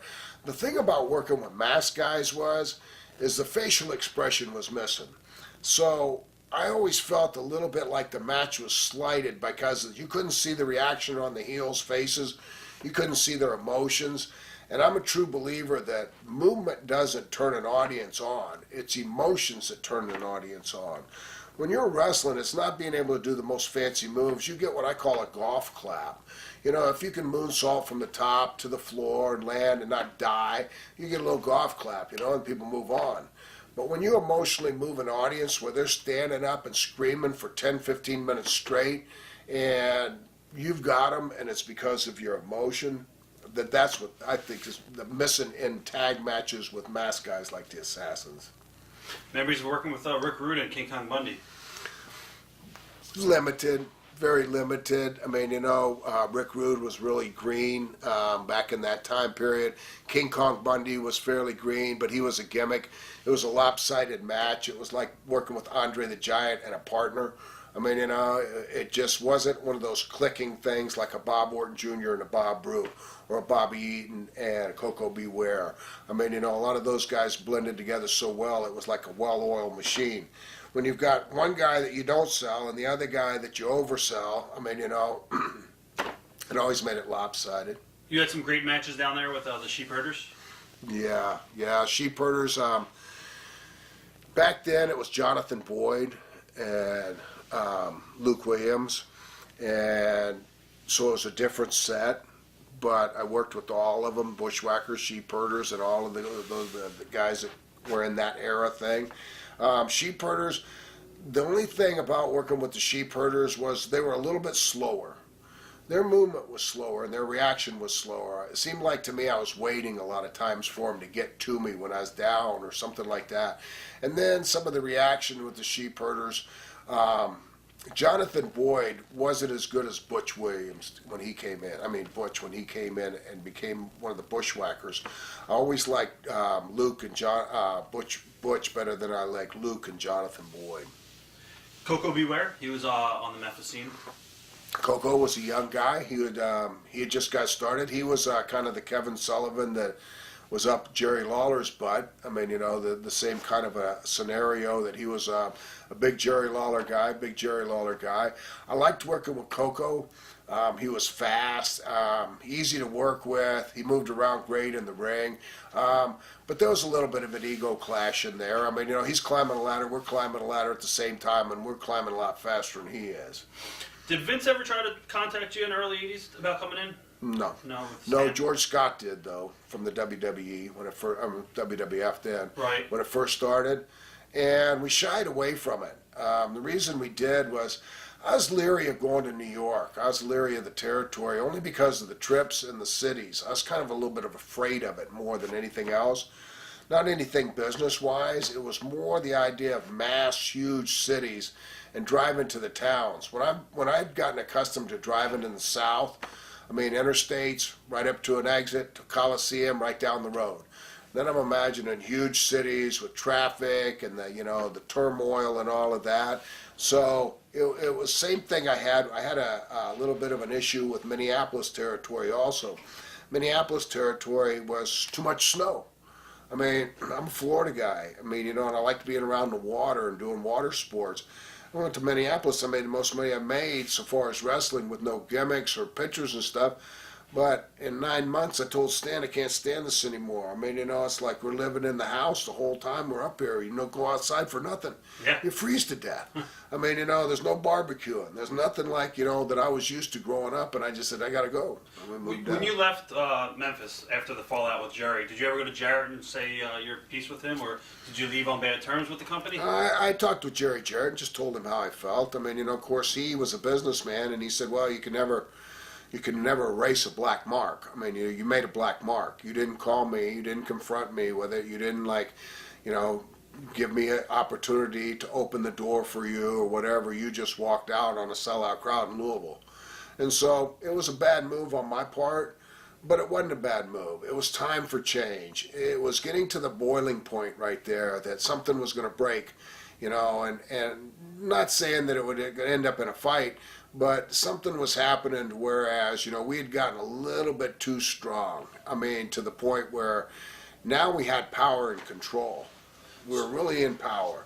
And we could be pretty liberal, and some of the things I did in the territory so far as being on time, I was never on time. I learned from my mentors, the Briscoes, and some of those bad boys of wrestling, to show up, instead of showing up, let's say the match has started at 8 o'clock, you're in the main event. Don't show up at 7:30 when you're a half hour late. Show up at 8:30 when you're an hour late, and now they're glad to see you. And the reverse psychology with the whole thing worked great. But after they started figuring out I was doing it every night, it didn't work so good. But the idea was it wasn't that you were just late enough to just be late and the show had started. Now they were worried about you showing up at all, like you'd had an automobile accident or something like that. So the mood swing goes from they're mad at you and yell at you when you walk in the dressing room to, oh man, are you guys all right? Scott Hall said the same thing, and I'm sure he probably learned it from you. Probably. That's a bad thing you'd learn from me. Verne Gagne, you went to AWA after Memphis, and what were your thoughts on Verne Gagne as a promoter? Did you think he was outdated and just didn't get the Fabulous Ones concept? Well, I knew that right away. I mean, because Verne asked me, he just looked at us, and he'd seen they showed the vignettes, but they didn't show them there in entirety. They would show a clip of this vignette, combine it with a clip of that vignette, and they didn't make sense the way they laid them out. And I got an opportunity to see the TVs because I was watching the TVs and I was having my wife record them, and I'd come home and I'd go, well, they only played a little piece of the vignette. Will they be play- using the same vignette that aired in Memphis? Yeah. They had permission to do that from Yeah. Jarrett? Okay. Yeah, Jarrett let him have them, because if there was not. Jerry Jarrett, you go back to the genius Jerry Jarrett. Jerry Jarrett knew that I had made a mistake by, commanding the thing and leave and walking out, but he didn't ever turn away from money either. Gotcha. And you'll find that in a lot of promoters. I mean, they don't like the character individually. They don't like what they do individually, or they do something wrong, but they'll accept them back because it's good for business. And so Jerry Jarrett didn't shut the door on the Fabulous Ones when they went to the AWA. He supported them. He gave them the opportunity, sent the vignettes up, but he didn't give them any instructions. Like, he didn't give Vern instructions. How do you create this territory, these guys around your territory up there? He just sent a little of the material to get us over. And then I think the ball got dropped a little bit in Vern's territory so far as getting us into the same level we were in the Tennessee territory, only because of Vern's creativity. He wasn't as creative as Jerry Jarrett, and the Eddie Grahams. I mean, he was more on the ego trip. And that's what I had heard. You always heard things about the territories you were going into, because you'd get inquisitive. Hey, what about this? You ever worked that territory? What do you think of this? And Vern was a real hard-nosed guy, and he was a shooter, and, he always wanted to control the territory, revolve it around him and his son, which a lot of territories did in those days. Family members were in the business, and they would promote them more and keep guys down for it. But Vern had gotten to the point where he'd stepped over. Now he stepped over the line. Age had caught up with him. Now, my childhood friend Hulk Hogan, and he'd had him in there, and then just before we came in there, that's when Hogan had choked him out. Front face locked Vern, and Vern went down and almost, went unconscious. And so all of a sudden the wind of the Vern Gagne and this being red-faced, screaming, yelling thing had all been pulled out of his sails. And then the Road Warriors came in at the same time we did, and so they were pretty stand-up-in-your-face kind of guys. And so I think that the new era had kind of like bit Vern in the butt, kind of a deal, like that there was a new wave in wrestling. He just wasn't sure how to control it. Did you get along with Greg Gagne? So. I mean, I always made it a point not to go the opposite way and not get along with the son of the guy that owns the territory. Right. I mean, you know what I mean? But we were totally different, and he wasn't my favorite guy in the dressing room. Right. Who else did you get along with in the AWA? Who else did you work besides the Road Warriors as far as tag team goes? Mr. Saito was in there, and he was with Nick Bockwinkel a lot. They had odd tag teams up in there. They didn't have like established tag teams like the other territories did. They would just throw a guy together, like Saito and Bruiser Brody. That was the tag team for the week, right? And then, I mean, Saito and Nick Bockwinkel. Or they would just throw guys out there randomly. The Road Warriors and the Fabulous Ones were the only established tag teams. Came in as a tag team, and that's all they wrestled was tag teams. So Jumpin' Jim Brunzell and Greg Gagne had backed off quite a bit at that time, and they weren't really teaming up as much anymore. But they'd have been more the established team when we went in there. We did an interview with Hawk and Animal, and they talked about working with you guys and some of the problems that were behind the scenes as far as dropping the belts. Did you have any? Were you aware of any issues between the two teams? Heck yeah. Let's talk about that. What were some of the issues between the teams? 'Cause Well, I know Animal and Hawk. They said that your size, and they didn't want to sell for you guys. yeah, it was always, that was their whole thing about anybody they worked with. I mean, the size, the athletic ability, whatever it was. And at the time, we were pretty good sized guys. I mean, of course, we weren't huge like they were, but they didn't understand the concept of heel babyface. They were heels that went out there and the people liked them, so they'd come back and they said, hey, they love us. They didn't understand that, well, you're not doing your job right, and it's like somebody like me tell them, I'd say, hey, what about if we made a little bit of a comeback at the beginning and you guys went out there and hugged each other? That'll take a little your fan following away. You guys start acting gay. Right. You know what I mean? And they looked at, oh, that ain't going to happen. And then the first issue we had was in Minneapolis, and the story's been told several ways, and it's because there's always this different side to a story. But my side to the story was Stan and I were just a team going in there after quitting the Memphis territory. We were on fire. We already knew the Road Warriors on fire. We'd already worked with them in Memphis and everything. They brought them from Atlanta. And no problems down in Memphis at all, right? No. Okay. Zero. And so, but it was only like 1 or 2 matches. And then now it's going to be a program, and we have separate dressing rooms. There's no time to discuss matches. The first match we were supposed to go over, and we were going to use a simple finish where Stan and I were pretty identical looking, and we'd do switches, but from unique things, like a double down, and I'd pull Stan to the floor and roll in like I was out. They'd make a tag, come in, some simple movement would catch him with a quick fall. Well, that's what it's supposed to be, and that's what we were told going to the ring. We get in the ring, and I remember Stan and I, every place we went at the time, got booed. I mean, we're going against the Road Warriors. They're coming out of the heel dressing room. They're cheering the Road Warriors and they're booing us. I mean, this here and Chicago, especially Minneapolis and Chicago, where all their friends were. Well, when we came out of the dressing room, it's going to be like really hard to be a babyface when the audience is not accepting you, and the Road Warriors don't want to sell because they're in front of all their buddies. So it got down to the point where the match started off, and Hawk walked in the middle of the ring. Hawk was a little bit more of the aggressor from the Road Warriors. He was a guy who was a little bit kind of like hard to deal with. Animal was pretty smooth and easy to deal with.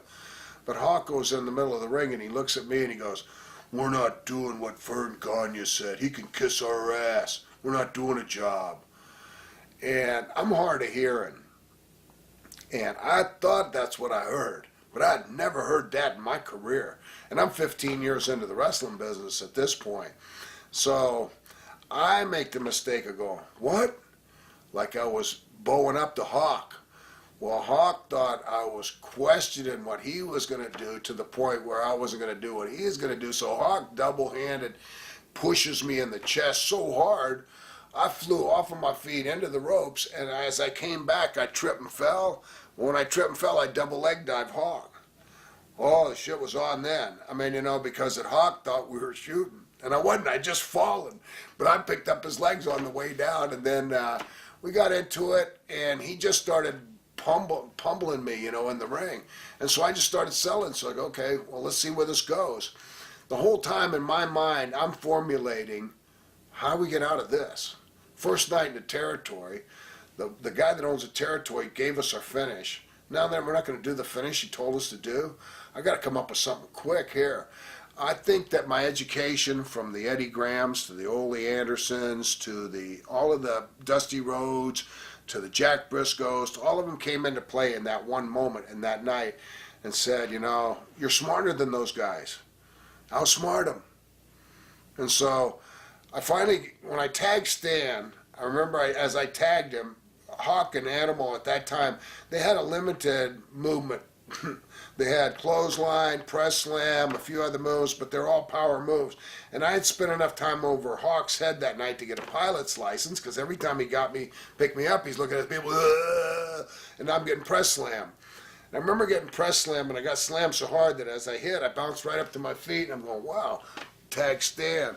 And when Stan came in for the comeback, Hawk grounded him right away. No comeback at all, just started pummeling. Boom, boom, boom, boom, boom. I said, I've had it. I rolled out, I grabbed a chair, rolled back in, and I whacked Hawk in the back with the chair.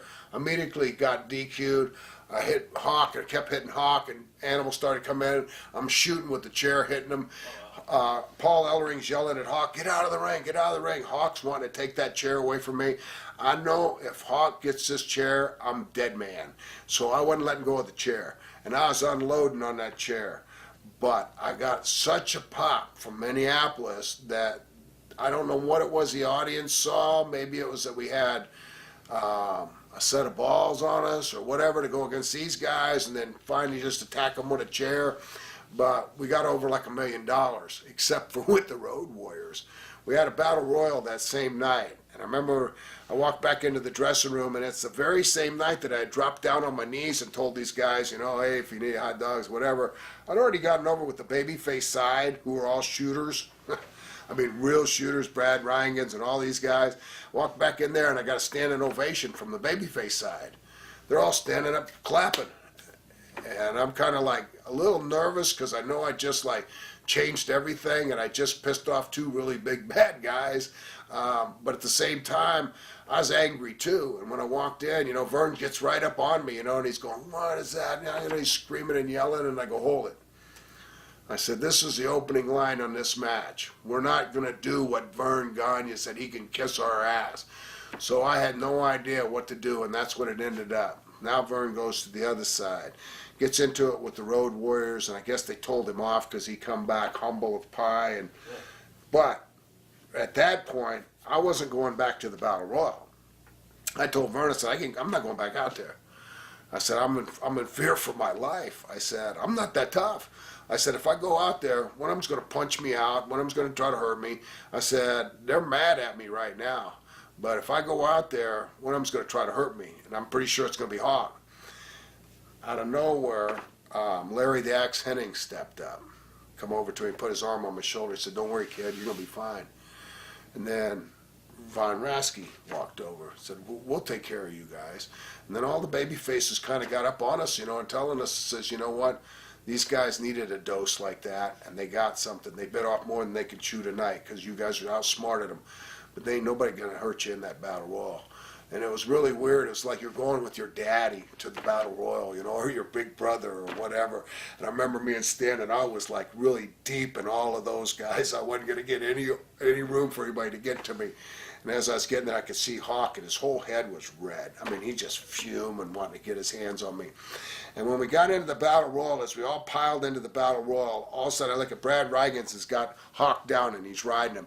And then Larry the Axe Hennig took Joe down, and he's riding him.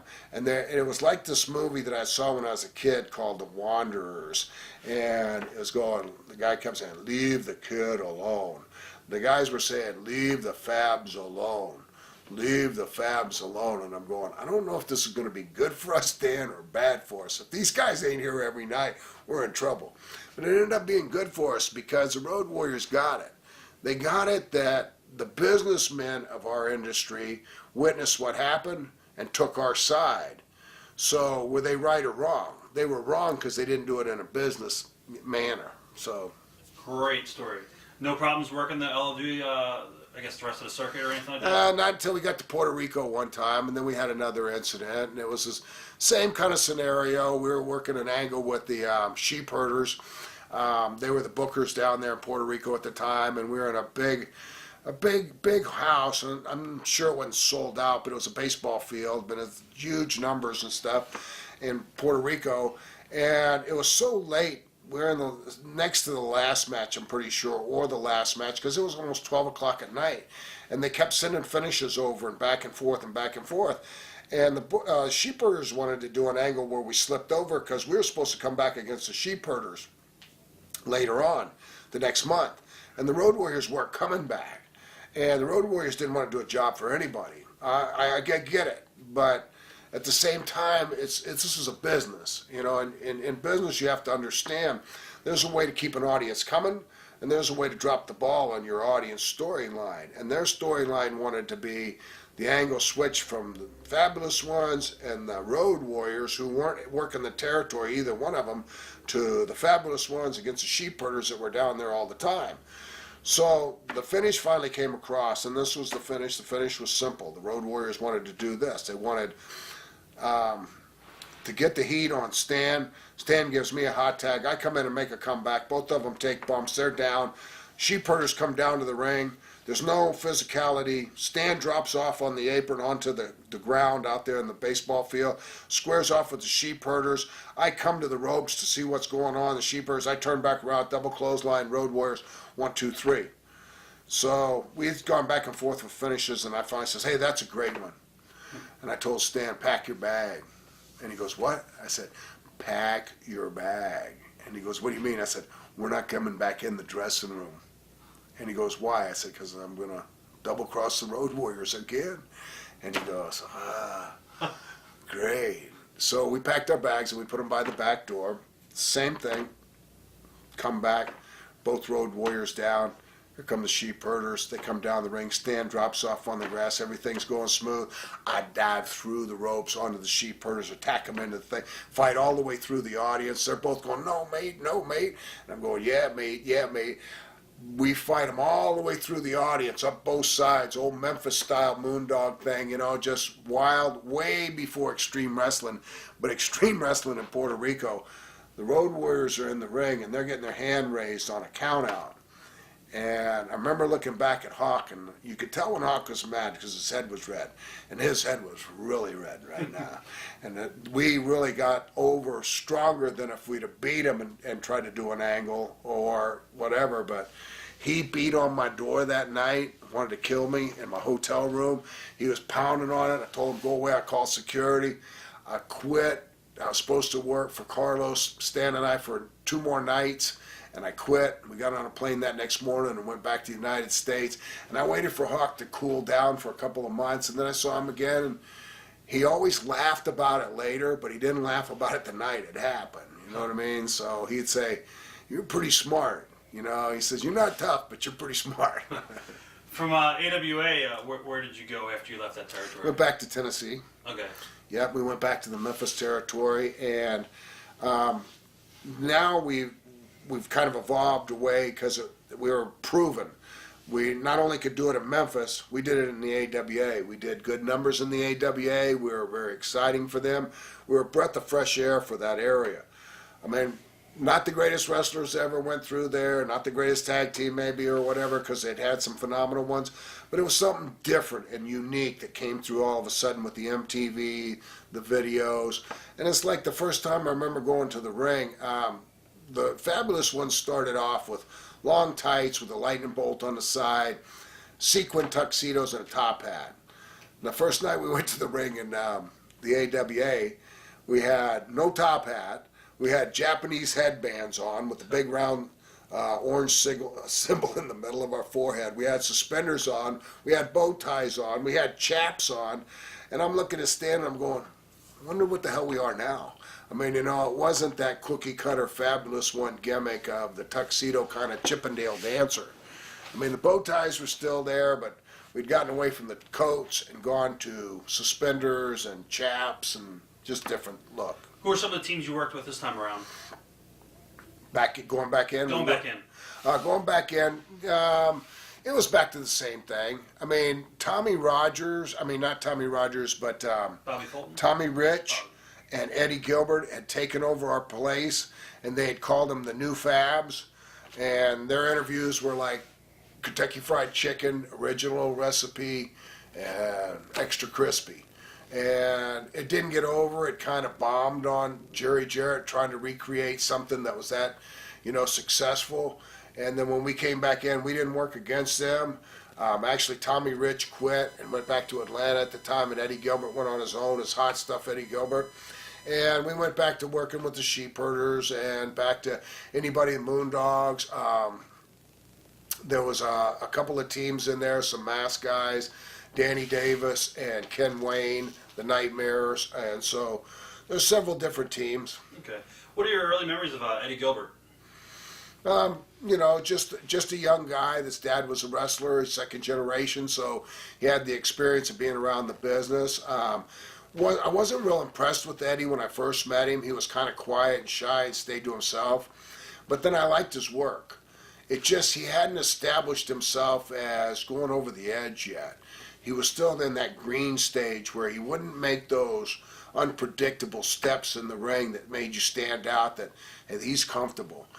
When you get to a certain level, you get a comfort level in there that you go out there and you take a simple move as something like a tackle and you rotate it into where you're standing, shuffling your feet or doing something different off of it. It's you take just something average and you make it look prettier, or you make it look more intense, or you make it look. And Eddie Gilbert was starting to get that aspect. He was starting to get that cookie cutter edge of stepping overboard, stepping out of the box, being something a little bit more edgy than he had been before, just plain Eddie Gilbert. When did you realize that Stan Lane was going to go work for Crockett? In Florida, when I decided that Florida territory was struggling. The territories were all hanging on by their fingernails at the time. This was 86 maybe? Yeah, and this is when the WWF was really taking off and they were doing awesome. And, territories like the Crockett's owned the Florida Territory at that time. But they didn't put much effort into it. And I don't know who sold what percentage of their partnerships or whatever, but Matsuda was no longer involved, Duke Kiyomoko was no longer involved, and they were running smaller towns and smaller venues, and the next step was moving back out of Florida again. And I've been gone out of Florida for the Minnesota and for the Tennessee for 6 years and the Atlantas. And I had 2 kids. I had 2 babies at the time. I had a young daughter and a young son there. We're getting close to starting school. And I remember telling Stan that, I'm thinking about just walking away from the business. And the reason is I was getting burnt out a little bit. I think my burnout was I was starting to feel some of the damage to my body. And I didn't want to drag my family around the country anymore.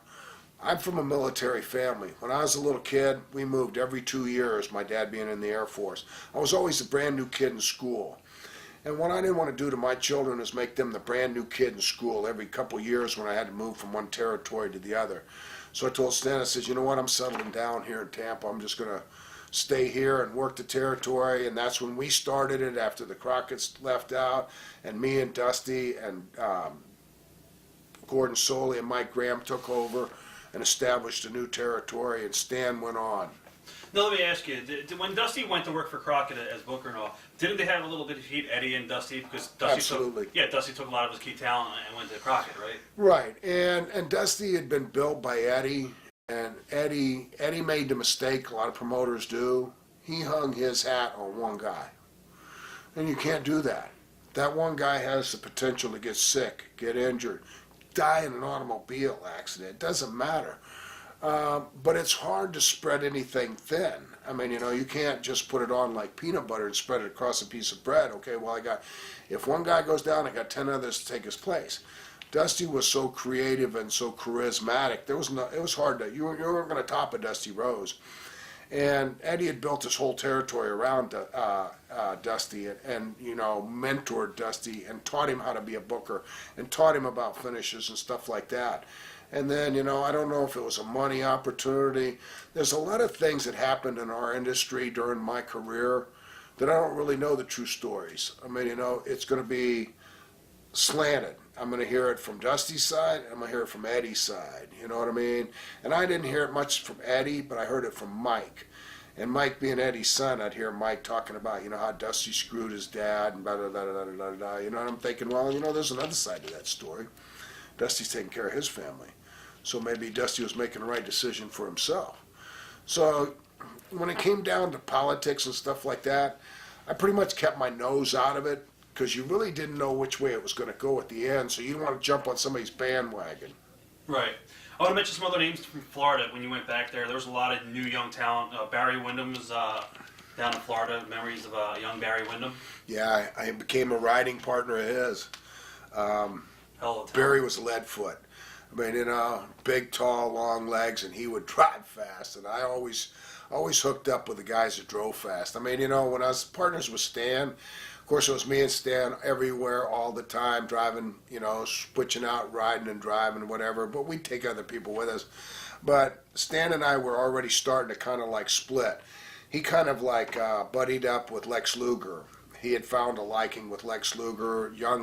He was a young guy getting started in Florida at the time. You were there when he was being brought up with Hero. Yeah, I worked out with him and Ron Simmons. I was one of the guys that I didn't really contribute into their career, but I went down there and worked out with them a couple of times and give them somebody to give some ideas to and help with some concepts. That's when I started to get interested in being a teacher. I mean, I actually started teaching in the early 80s because my first student was Tracy Smothers, who I taught to wrestle. Oh, wow. I want to go back to a couple. We'll talk about Tracy coming up. Lex Luger, did you think he had it when he first got into the business? No, absolutely not. Yeah. I mean, the one thing that I've seen in bodybuilders to the point where they're really got great bodies, not just an average bodybuilder, is they're very rigid. They're robotish. They have no fluid motion to their body. And that takes away a lot of the drama in the ring of actual movement and actual reaction to movement. And I saw a rigid, mechanical, robot, non-believable, just guy had a great body. And I'm not really impressed with his interviews either. I mean, they were just so-so. I mean, if you're going to compare them to mine, they were probably better than mine because mine wasn't even so-so.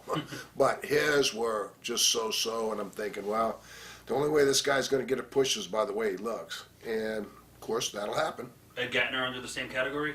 What's that? Ed Gattner under the same category? No, Ed wasn't as robotish. Ed was a big guy and everything, but he was more fluid motion. He was hanging around Killer Carl Cox and some of those guys, and he got some input from like Bobby Duncombe and some of those, and so he was leaning more towards that style than he was kind of the immovable object style. What are your memories of Kevin Sullivan's devil worshipping gimmick? I wasn't around. You are okay. Yeah, I was in either AWA or Tennessee when Kevin and Mark Lewin and King Curtis were doing the ideal Right. and the whole thing. Were you there for Humperdinck at all, or no? I was there for Humperdinck off and on. Yeah, I ribbed Humperdinck. He was afraid of snakes, and I managed to catch snakes on the way to towns in Florida. So I was there for Humperdinck and around him. But he had already started switching over into doing a lot of commentary.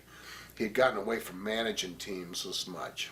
Now, were you in the car with Roddy Piper at Alligator Alley when he pulled over and shot the alligator? No. No. Okay. You heard about that story? Mm-mm. JJ Roddy Dillon. Piper shot an alligator? That's what I heard. Okay. That's Back in those days, it's easy to have happened because at the roads in the state of Florida, I mean, there was no interstate going to Miami back then, so you would take the back roads. And Alligator Alley was Alligator Alley. I mean, the alligators crawl across the road in the middle of the night, look like a log in the middle of the road.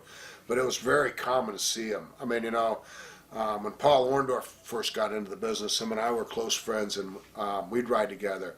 And we got into catching armadillos. And the way you would do it is we'd just pull out, get on the road, and you see an armadillo on the side of the road, and we'd pass the armadillo, and then we'd get out with our towels for the night, and we'd hide behind our towels, and we'd try to sneak up on the armadillos, and then we'd run them down. An armadillo is not like a rabbit. It's something you could actually run down, and they're harmless. They can't bite you. They're just ugly. They look like they'd tear you apart. Yeah. And we'd hold them down with the towel, and then we'd put them in the trunk, and we get 4 or 5 armadillos, and then when we get to the town, we're trying to figure out whose bags we're going to put them in. And we put armadillos in somebody's bag, and I remember that was back when bags were different. Even they were just rounded off tops and just a zipper on the top. And I can remember Haku, who was a young guy and not that big and didn't know he was going to be a killer. And when I put it in his bag, as he unzipped it, just the head of the armadillo popped up. And I remember him getting up and running at the door, and I know that door said pull. And he hit it about 100 miles an hour, and just flew it and just bounced right back off, and he was trying so hard to get out of there.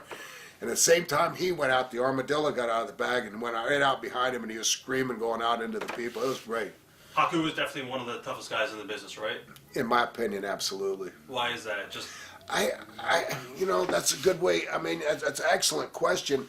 It's hard to put your finger on, but I mean, the stories, I wasn't a witness to some of the stories that I heard about him being tasered and pulling the tasers off of him. And I mean, I heard at one point he pulled out somebody's eye. The guy from Portland, Oregon, gosh, I can't think of his name. He was in Puerto Rico down there, and he got hit in the head with a shovel. He was down there. Bobby Jaggers? No, he was down there with Hercules Hernandez. He wasn't around the business very long, and I'm almost sure that his dad was a wrestler also. And he Haku pulled his eye out in a barroom fight. Name slipped my mind. Getting old. Memories of Blackjack Mulligan. Another one of those idol kind of guys and like daddy figures. I was so close to his sons, Kendall and Barry, that he had to like me because his kids liked me.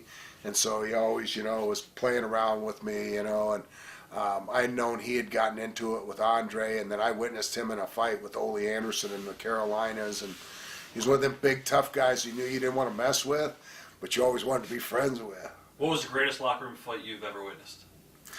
I would probably say the one that I saw. I didn't see that many fights. One of the ones that I witnessed that wasn't the greatest was the biggest letdown to me was Jack Briscoe and a fan. And the reason it let me down is because Jack Briscoe had stretched me every way possible in amateur wrestling movement. He could take me down no matter what I was trying to avoid. And then a fan one night, we were in Savannah, Georgia, and Jack Briscoe was the world champion. And I was standing back there beside him, and a fan walks up to the rope right there, and he says, "Hey, how do you get in this shit?" And Jack Briscoe goes, "What are you talking about?" He says, "I want to be a wrestler. How do I get in?" And he goes, "You challenge a wrestler?" He goes, "Well, I'm challenging you." And I'm going, yeah, this is going to be awesome. We go back in the back, and the guy follows Jack in the back, and as Jack turns around, they just square off like two kids in a schoolyard fighting. And I seen two guys just windmilling each other, and I'm thinking, where's that Fireman Carey takedown? Where's it go behind? And where's all them amateur wrestling moves? I mean, this looks like what I would do, in a bar. And windmill, and the guy drops. And then Jack pounds him a couple of times, and Ole Anderson jumps in there and says, "Well, I guess you're not in the wrestling business. You didn't beat the guy." And then, but I've told that story a million times, and guys laugh because there was a way, it's like it happened. The fight between Ole Anderson and Blackjack in Carolinas was at the TV. And that was a vicious fight. That was one of the ones where Ole Anderson tried to leg dive him, and he grabbed a handful of hair, and he just pounded him. And that's really, I didn't really see the whole thing. And I'm the kind of guy that if I don't see it, I can't really tell you, and I ain't going to. I ain't going to make it up. So I knew what was going on, but I didn't want to rush to go peek around there to be up on the front row of this fight, because I knew when it broke out, that they're going to be trying to break it up, and, you don't want to see those kind of things, but when you do, they stick out in your mind.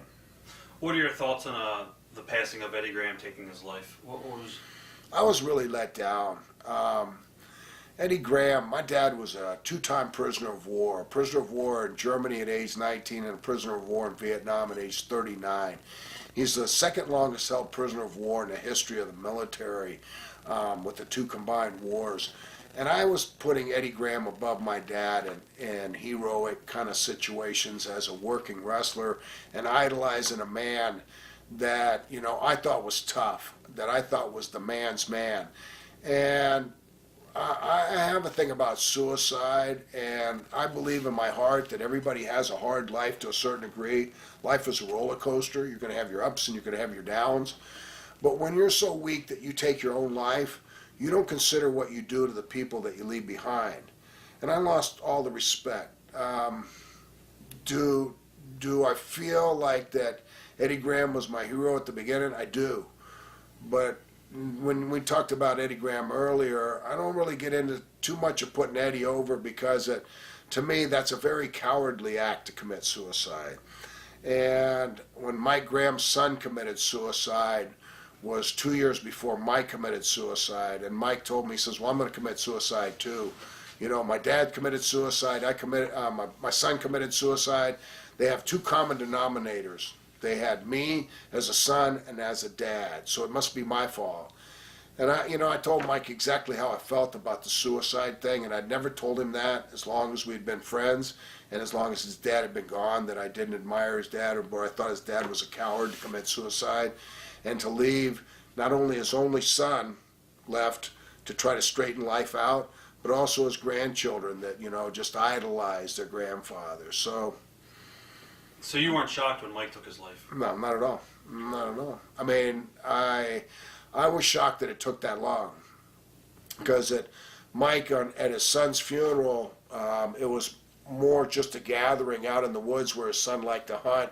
And they spread his ashes. He was cremated. They spread his ashes, and they planted an oak tree out there in the woods, and put most of the ashes in the hole, and planted the oak tree. And Mike told me at the funeral, he says, if I can find this tree, the next time I find this tree, I'm going to commit suicide right under this tree. Wow. And his daughter's standing, not that far off, and his daughter's the one that found her brother. And I said, "Mike, what about Nicole? What about your daughter? What about your granddaughter?" I said, you guys don't see this when you're talking suicide. How about you right now? How do you feel about your son committing suicide? Don't you feel left out of his life? Don't you feel like that, there should have been something you could have done, or you guys could have talked? I said, how's people going to feel when you commit suicide? And I was pretty straightforward with Mike. I didn't cushion any of the blows. I just told him like it was. I said, "You going to be another coward in my life? You're going to take your life too?" I said, "Because if you are, you might as well take it, next week or so." I was the first one to his house when his son committed suicide to stay with him. On the trip over to his house, I remember I kept thinking in the back of my mind, maybe I should get the guns out of his house. Maybe I should ask his wife, are there any guns around that Mike uses or has for protection? Give them to me. Let me take them home. And then before I got all the way to his house, I'm starting to realize, well, how's that going to stop him? Tell me he can't find another gun? You know what I mean? Me taking his guns away from him like he's a little kid. That's a very sad thing. I mean, but What was the reasoning behind Eddie's? Was it over money? there was a lot of different opinions on that. Eddie had gotten into some real estate deals Yeah. that had gone sour. Him and another guy had built a road that where a road ended. They just continued the road through the property, and it was a state highway. Eddie was back to drinking. Eddie was alcoholic. He'd been on the wagon 14 years, and then he went back to drinking, and I was a part of watching him deteriorate and his downfall, the alcohol. Eddie was a real straight guy up until he started drinking, and when he started drinking, he was a pilot, and he flew us, and I flew in some of the most unbelievable, scary air flights I'd ever been in my I've life heard some of those stories. with Eddie, and I think Ric Flair told us one. I could tell a million because I was on the plane almost every time with him, and he'd be so drunk flying. I mean, we'd go right by Tampa, keep on going, and I mean, it's not hard to when the state's only 130 miles wide and you see nothing but dark, and the only thing could be is the Gulf of Mexico. You go, well, where are we going? And I mean, it was just story after story I could tell about Eddie, and then my dad being a fighter pilot. On the top, Eddie'd be drunk and say, "Hey, you old man." I remember doing a fighter's descent into Disney World during a fireworks display at the end of the night. The fireworks are shooting off, and he goes, "This is like being in Vietnam," and he flows right into Disney World with that. I'm like, "Oh my God, we're dead." Who was on the plane with you for that? 'Cause somebody else told us that story. I think Mike and either Jack Briscoe. I'm not even sure. You didn't look around and start kicking names. Right. We flew some unusual flying in those days. I remember a plane catching on fire one time on the runway, and Dusty was at the co-pilots, and this was a bigger plane. It looked like an old Tarzan plane, but we'd take these old planes with old Air Force pilots that would fly them, and we're out on the runway warming up, and all of a sudden the engine's on fire. Dusty goes, "Engine's on fire! Engine's on fire!" And I remember not even looking back, not even making sure everybody got out. I had that door open, and I was down that runway. I was probably 100 yards from that plane before I ever even turned around. And when I got all the way down there, I'm turning around, and Dusty's out in front of the engine with a fire extinguisher, putting that fire out. And the pilot's got his hand out the window going, "Come back, we're ready to go now." I'm not getting back on that plane. And I didn't get on the plane. I got in the car and drove. That's great, dude. All right, after Florida, you went back to Memphis just for like a little bit for USWA. I think you just went in there a couple shots. You teamed up with Doug Gilbert, and then you got the call to come to WWE full time. How did that come about for the idea of going in as Skinner? Jimmy Hart. I ran into Jimmy Hart, and I hadn't wrestled in a while. And the Florida territory that we had put together down there, Dusty, myself, Eddie, Gordon Soley, and Mike Graham, it kind of like was losing its momentum. The WWF was pulling guys out of there left and right. I mean, it started with Tugboat, the Nasty Boys, some of the guys, Scott Hall, some of the guys that we were developing down there and trying to get going. We were slowly losing them. And then Dusty went. And once that happened, it started kind of coming apart and unraveling. And there was no funding. I mean, none of us had a ton of money saved up to keep it going. So we were losing momentum, and the work was coming farther apart. And I ran into Jimmy Hart, and I told Jimmy Hart at a store somewhere that I saw him out, and that I really wanted to try WWF sometime. And he goes, "Well, Hulk will get you in there. I mean, you guys grew up together and everything." So he talked to Hulk about it a little bit. So Hulk pitched it to Vince, and they gave me an opportunity to come up. I had just killed 15 alligators in the first alligator harvest in the state of Florida. It was a lottery system that the Fish and Freshwater Game Commission put up where you could fill out so many applications, and if your name got draw, you could get a license. You would get 15 tags, and you're allowed to kill 15 alligators. Well, I had everybody fill out the applications. Everybody, my mom, my sister, people. I said, first thing I'd say to them, "You want to go alligator hunting?" They go, "No." I said, "Fill this out." Gordon Soley, fill this out. You don't want to alligator hunt, do you? Hell no. Fill it out. Gordon Soley got pulled. He gets the alligator license. Comes to me and he says, "Hey, you owe me $385. I said, "What for?" He said, I got the alligator license that you wanted.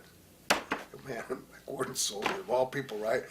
So I was the assistant hunter is the way it worked. I could buy an assistant license straight off of Gordon's license, and Gordon wasn't going. But Gordon had to go to the Fish and Freshwater Game Commission seminars on alligator hunting. Anyway, I killed 15 alligators. I had 10 over 12 feet long. I got these 2 alligator poachers in the state of Florida that were awesome alligator hunters, and they took me hunting. And over a course of the month of September, I got all these alligators. Well, I had the skulls, the big paws off of them that I traded for the production of the meat, blah, blah, blah, blah, blah. So I had all these alligator parts. So when I saw WWF at the first, how am I going to fit in? I mean, I'm no longer the fabulous one. I'm more back to Steve Kern, the single. Is that going to be enough showmanship and whatever? Probably not. The work I can do, but character-wise, everybody was a character. There was hardly anybody that was a wrestler at that time. I mean, the dressing room was with the Boss Man, Repo Man. I mean, everybody had a gimmick. And so I walked into Vince's office, and I bring in all these alligator, put a big alligator skull on his desk and all these alligator parts, and just kind of stood there like, okay, I got the alligator ship, but I'm not sure what to do with it, right? And I said, I don't know, maybe this could help out. And so Vince was kind of intrigued by it, and his mind went to working right away, and he told me, he says, okay, I'll tell you what, I'll give you a job. You go home. I want you to let your beard grow out real long. I want you to go from having bleach blonde hair, let your hair go natural brown. He said, just let it go scraggly. He says, give me a month or 2 of my creative department and I'll bring you back up. About a month goes by, I come back up. Now, all I'd done is stay at home, working out, thinking I'm going to be kind of like along the same line as what I've done all my career, whether it be a babyface or heel, just in that same area, right? So Vince says to me this time when I come up, he goes, Steve, did you see the movie Deliverance? And I go, yeah, I saw it. And he goes, I want you to be one of those guys. Well, when you've been a fabulous one just recently and all that, first thing I'm thinking is, oh, you want me to be Burt Reynolds? All right. And he goes, nah, I don't want you to be Burt Reynolds. I want you to be one of the 2 guys in the woods with Ned Beatty that says, hey, boy, you got a right pretty mouth, just nasty redneck. You're a poaching alligator poacher out of the Everglades. And I go, I can do that. And so I was really going through a phase where, I wasn't sure how to work the territory. And it was like when I went into Tennessee the first time, is adapting to the way the work style, the audiences and everything. But I was built really well. They did vignettes, kind of like the Fabulous One thing, but only from a heel angle and from a mystique of who's a guy in the water, who's a guy in the woods, who's a guy with a knife, who's a guy with all this stuff. But one thing that made me uncomfortable about the whole thing is when I got the character, I really liked it, but I was uncomfortable in my boots. I'd always worn wrestling boots my whole career, and that's really a real important part of your ability in the ring is being comfortable on your feet movement-wise. Now I'm in like construction boots, and I had wrestling soles put on them, but I didn't feel comfortable in my boots. But the character was so much fun. The best interviews I've ever done in my life, because now I'm imitating some redneck, and it's just the imitation of somebody else was easier to do than being myself and trying to come across as myself. So I created the black chewing stuff out of watching a lot of the Deliverance stuff in the movies and stuff like that, because I said, to get across as a really bad guy, you almost got to be gross or something people don't want to be. And so I said, well, if I let this black stuff run out of my mouth when I'm talking or when I'm wrestling, I'm going to go, look, he's nasty, he's gross. Of course, it was licorice because I couldn't really chew tobacco. I wasn't that much of a man. But that's the way the introduction started, and that's where the Skinner character came from. What were your initial impressions of Vince McMahon? At first, I was really intimidated by Vince and the New York scene because it dated back to my earlier career when I'd had a couple of times to go wrestle Madison Square Gardens. I was brought up from Florida on 2 occasions, and it was back to that same fear. The huge cities, the traffic, the being lost, not being able to find my way around, not knowing where to live, the whole thing. And Vince was like a center peg of that whole thing. He was like a young guy at the time that was taking over an industry, and he was stepping on toes. All of the things that I were taught had just gone out the window, and Vince was like a new breed. He was a guy that was going to industrialize wrestling into a new era of being on a competition level with Ted Turner by being on Nationwide and Worldwide. As far as like Hulk Hogan goes, did he change at all since you know him forever? Did he change with success? Not behind the scene. Was he still one of the boys? Yeah. Oh yeah. Yeah. He's I mean, you know, there's no way he could go through what he did and not be a different person. But at the same time, you know, sitting in a hotel room talking about old school and back when we were in high school or elementary school or something. I mean, you know, still the Terry Bollea came out. You know what I mean? But in front of the audience, in front of the public. And I really didn't hang around with him because he was like Elvis. You know, he was a center and everybody was huddled around him.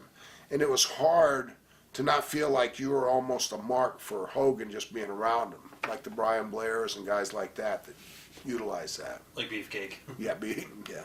You said that, I didn't say that. What about Bret Hart? You got to work a little bit with Bret there in WWF? Yeah, Bret Hart. I enjoyed working with Bret because Bret had that same kind of schooling of wrestling. I mean, he liked to wrestle. He didn't want to just go out there and chop meat. The only thing is I didn't get in enough of a program with Bret to work with him enough to get really into his work and mine blending. It was just several matches. And in this industry, no matter how great a worker you are, it takes more than one or two matches to really get your timing down with each other and know what each other's good at and what they're not good at and how to handle it. What are your early thoughts on The Undertaker? You know, everybody was a character back then. I mean, I didn't really know Mark when he was in the Atlanta area much or anything like that. I knew he was trying to find himself in the WWF. At the same time, I'm trying to find myself as Skinner. I mean, everybody was really trying to figure out who they were and how to get over. And you had from beginning to end every night, from the first match to the last match was a main event in any regionalized territory that was around at that time. I mean, I could be on the opening card with Kerry Von Erich, who would be the main event if he was in the Texas territory, and I'd be the main event if I was in the territory I'd been in. So, I mean, you know, there was just so much talent. Everybody was kind of like unsure of what direction the wrestling business was going, but they were enjoying it. It was a lot of fun. Rick Martel was there? Mm-hmm. You were there? Yeah, Rick Martel was there. Scott Hall. Kurt Hennigan. Kurt Hennigan. It's late. You got to work a little bit with Tatanka. Memories of those matches. At the very beginning, Tatanka had come and tried out, and I don't know if it was 3 times or 4 times or whatever, but had not really ever measured up. And Chief Jay Strongbow asked me to work with him in a dark match, and he asked me if I'd help him. And I sat down with him, you know, and I kind of like tried to figure out where he was at.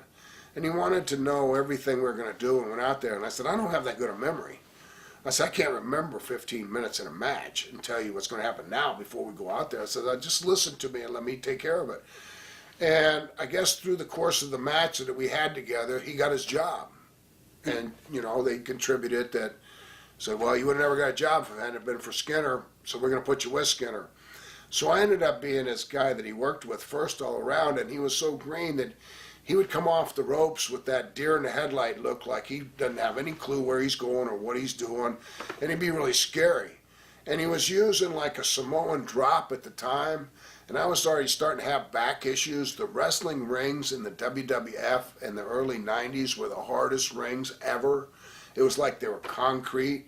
I remember the first time I took a bump, I rolled out of the ring and climbed up under the ring to see who put the ring together and how they did it, because I go, this can't be this hard.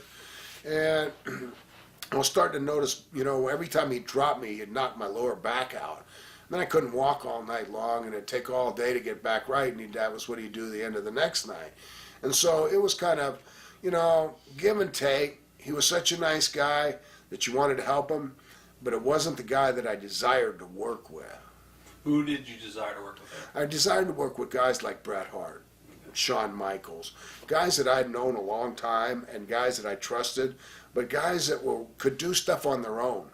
You weren't leading them by the hand. They had the mind of their own. It was almost like you're on cruise control when you went out there. You also worked Virgil, I believe it was King of the Ring. Mm-hmm. Were you happy with the position of your character? I was satisfied.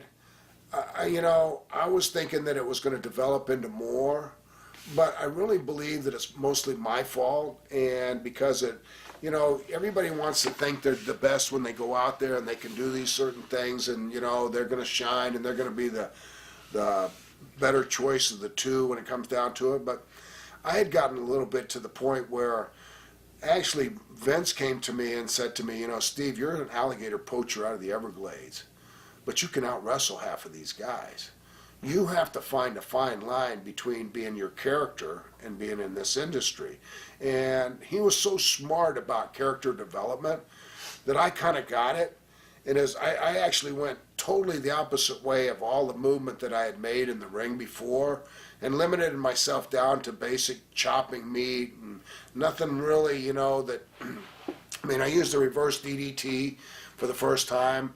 I was experimenting with the movements and kind of like almost inventing movements at that time to see if I could pull something out that, would establish myself.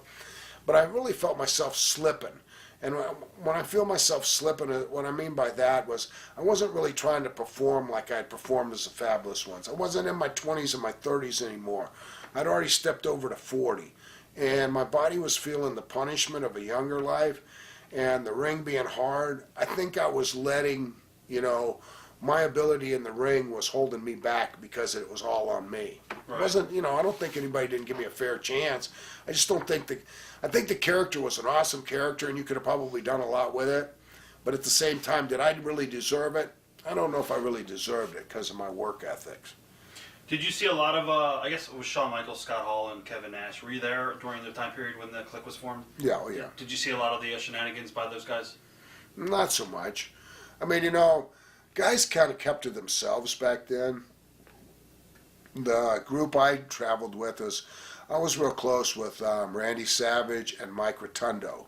We traveled as a group together all the time, us three. I was always told that Randy was pretty closed and kept to himself. Yeah, he was closed, but he wanted to open up to other people. But there was only a limited few he'd open up to.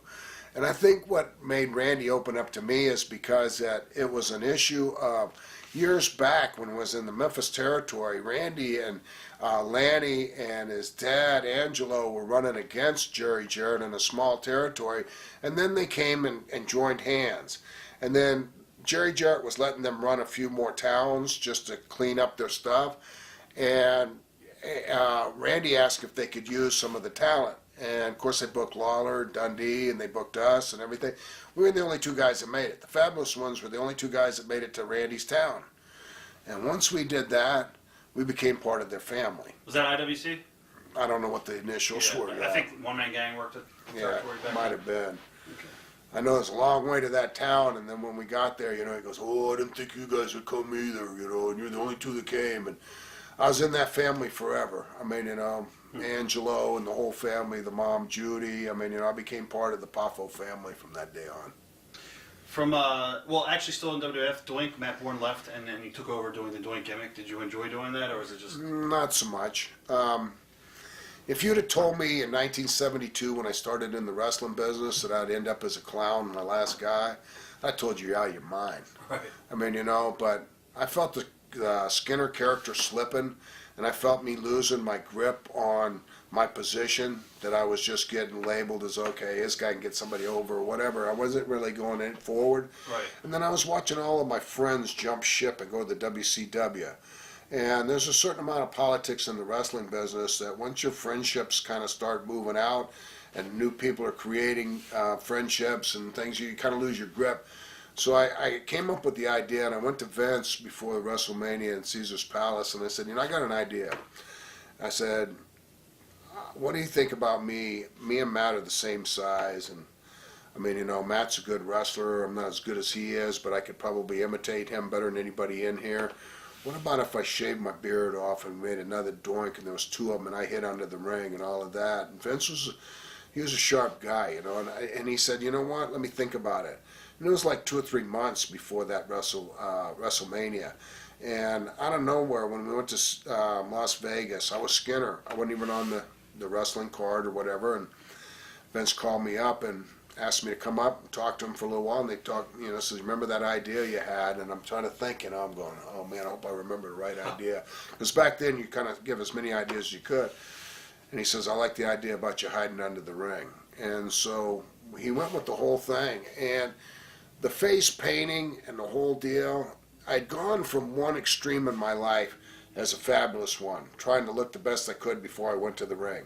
Blow dry your hair, you know, everything's in place, the bow tie, the whole deal, to being a homeless guy out of the Everglades. And I just rolled around on the floor before they announced me. They go, hey, Skinner, you're up. I go, okay, well, let me warm up. And I'd roll across the floor this way, roll back that way, big mouthful of licorice water, and walk out and go, man, this is awesome. No preparation, you know, didn't have to comb my hair anymore or anything, right? Now I'm back to painting my face. It's an hour. It took me an hour to paint that Doink clown makeup on. And then clowning around in the ring, it was kind of Tennessee Territory style, which I was capable of doing. But, I mean, it's funny because you relate to certain things. And in my life, I related to the way my kids were being handled in school. My son was, he was teeter-tottering around the 7th grade. My daughter was in high school already. Now they had gone from respecting my kids because I was a notorious bad guy in the WWF as Skinner, and I even did career day at my son's 3rd grade class with Macho Man on one side of the room and me on the other. And they had the fear of Skinner. Now I'm Doink. Now my kids become Doink. So it was like, you know, like Doink is pretty close to dork. And it just, you know, it's just a psychology that I just really didn't. I mean, it's just another phase of my career, but it wasn't one of the better phases that I appreciated. How did you end up leaving WWF? Actually, I went down to WCW. Did your contract expire though with Vince, or? No. It was the Doink character was Matt had gotten released.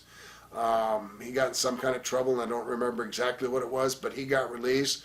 And then I was there kind of hanging on to the ball, but they kind of like, you know, diluted the character a little bit. And everybody's calling me, telling me they're getting contracts away for guaranteed money. And in my whole career, no matter what happened is if you got hurt, you were out of money because you were out of a job. And there's a good chance of you getting hurt in this industry. And it was one of those things where I said, wow, you mean if you get hurt, you still get paid? And said, yeah. So I followed the flock. I'm a sheep. Wherever the sheep go, I went with them. You worked with Bobby Eaton again, his Right. Bad Attitude, and I think you guys debuted maybe around '94. I know you worked the Armstrongs. I think it was Bash at the Beach, and then you worked them again at Fall Brawl. Yeah. What was WCW like? Who was in charge? Was it Bischoff? Well, WCW was probably the end to me of my life and my career in wrestling. And the reason was the dressing rooms had become, Political? yeah, it was like a war zone. I mean, this business, now here's a guy like me that had been in everybody's territory. I'd worked in every kind of territory, all different places, all around the world. And I know all of these guys.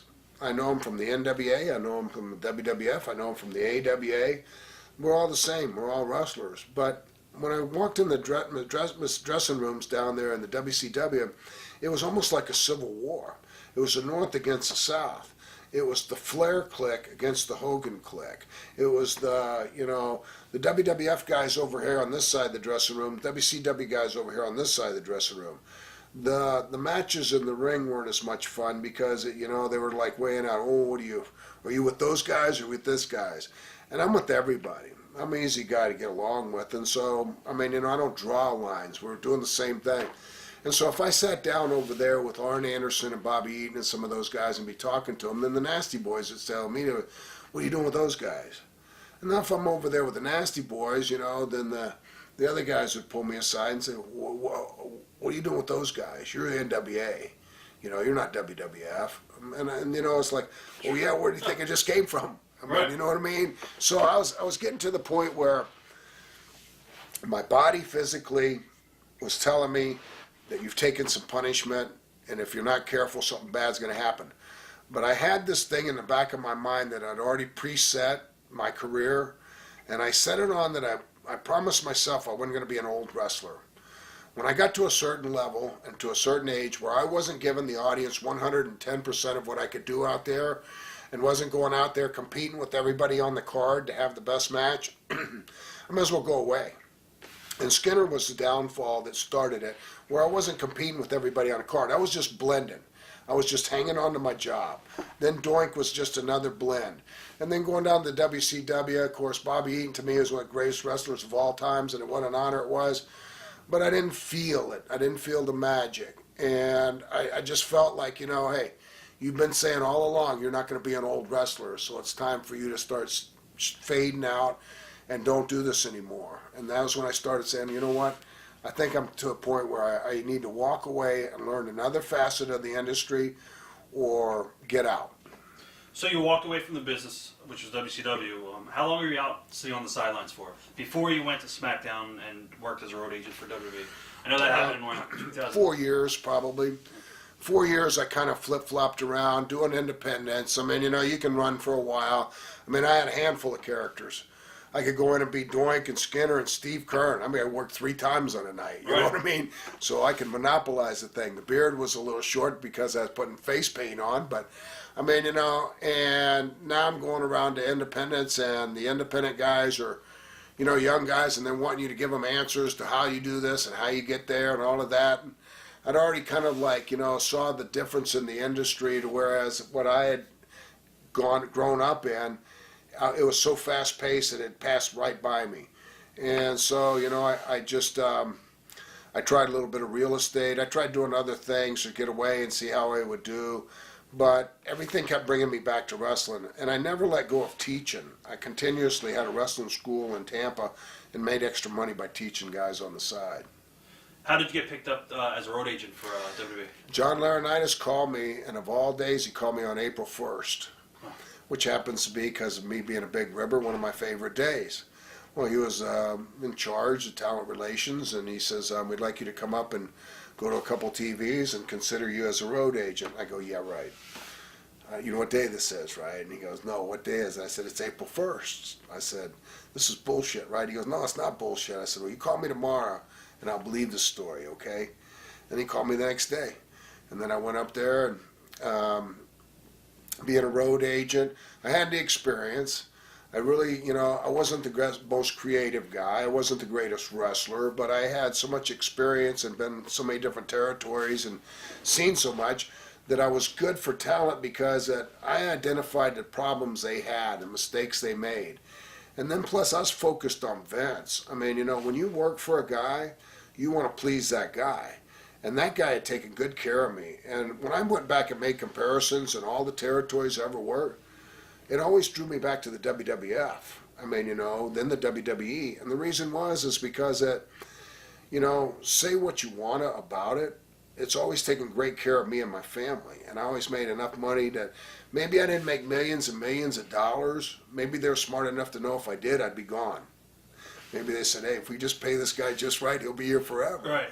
And we can use him. But it was, to me, it was the classiest organization. It was, it was constantly changing. It was something that was very innovative and creative. And did I agree with it all the time? No, I didn't. But I understood that if it was my business, probably everybody wouldn't agree with me with everything I did either. What were your specific duties for being on the road with SmackDown as a road agent? Talking to the talent about their matches, helping set up matches, helping talk to about psychology, helping critique their matches. I even went into settlements. I learned to do the settlements on the buildings. I would go in and check the buildings for, at intermission, finding out how many tickets were sold, how much money was spent, making sure everything was paid before we left, and then just learning to be a controller. You take on the office concept. You have to understand there's a difference between office workers as agents and talent. You are no longer wrestling talent. Now you're an authority figure. And if you're going to be an authority figure, you got to be at 100%. In other words, you can't be biased. And, it's like, give me an example, when they had a dress code. Guys got on the plane in front of me in Tampa, Big Show, in shorts, tennis shoes, baseball cap, whatever. Hey, you're fined $500. Well, I thought you were one of the boys. That's my next question. Go ahead. I'm not one of the boys. I work in the office. And it goes back to the education I got from some of the other guys earlier in life, like Kevin Sullivan. Who's going to feed you and your family but you? You want to do your job, or you want to make the boys happy? Of course, I want to be friends with everybody. But if push comes to shove, then I'm going to tell the office what needs to be told to the office, because that's my job. And that's what I do. One of my questions, it was my next question. Do you think the boys looked at you as office or one of the boys? Well, a lot of them that were younger boys looked at me as the office. They looked at me as the office because they knew I just told everybody up front. I've got a thing about lying, that I don't believe in lying, because you have to rehearse lies. I'm real straightforward. Sometimes I'm so honest that it'll hurt people's feelings, but don't ask me if you don't want the truth. I have no problem with telling people the truth. It's like doing these promos and interviews and this. I can tell you the exact same story over again that I've told you in 3 hours now, because it's the truth. And if I tell the truth to the talent, the truth is I am part of the office. Don't do something in front of me that you don't want Vince McMahon to know about, because then I'm going to pick up the phone and call him. Because guess what?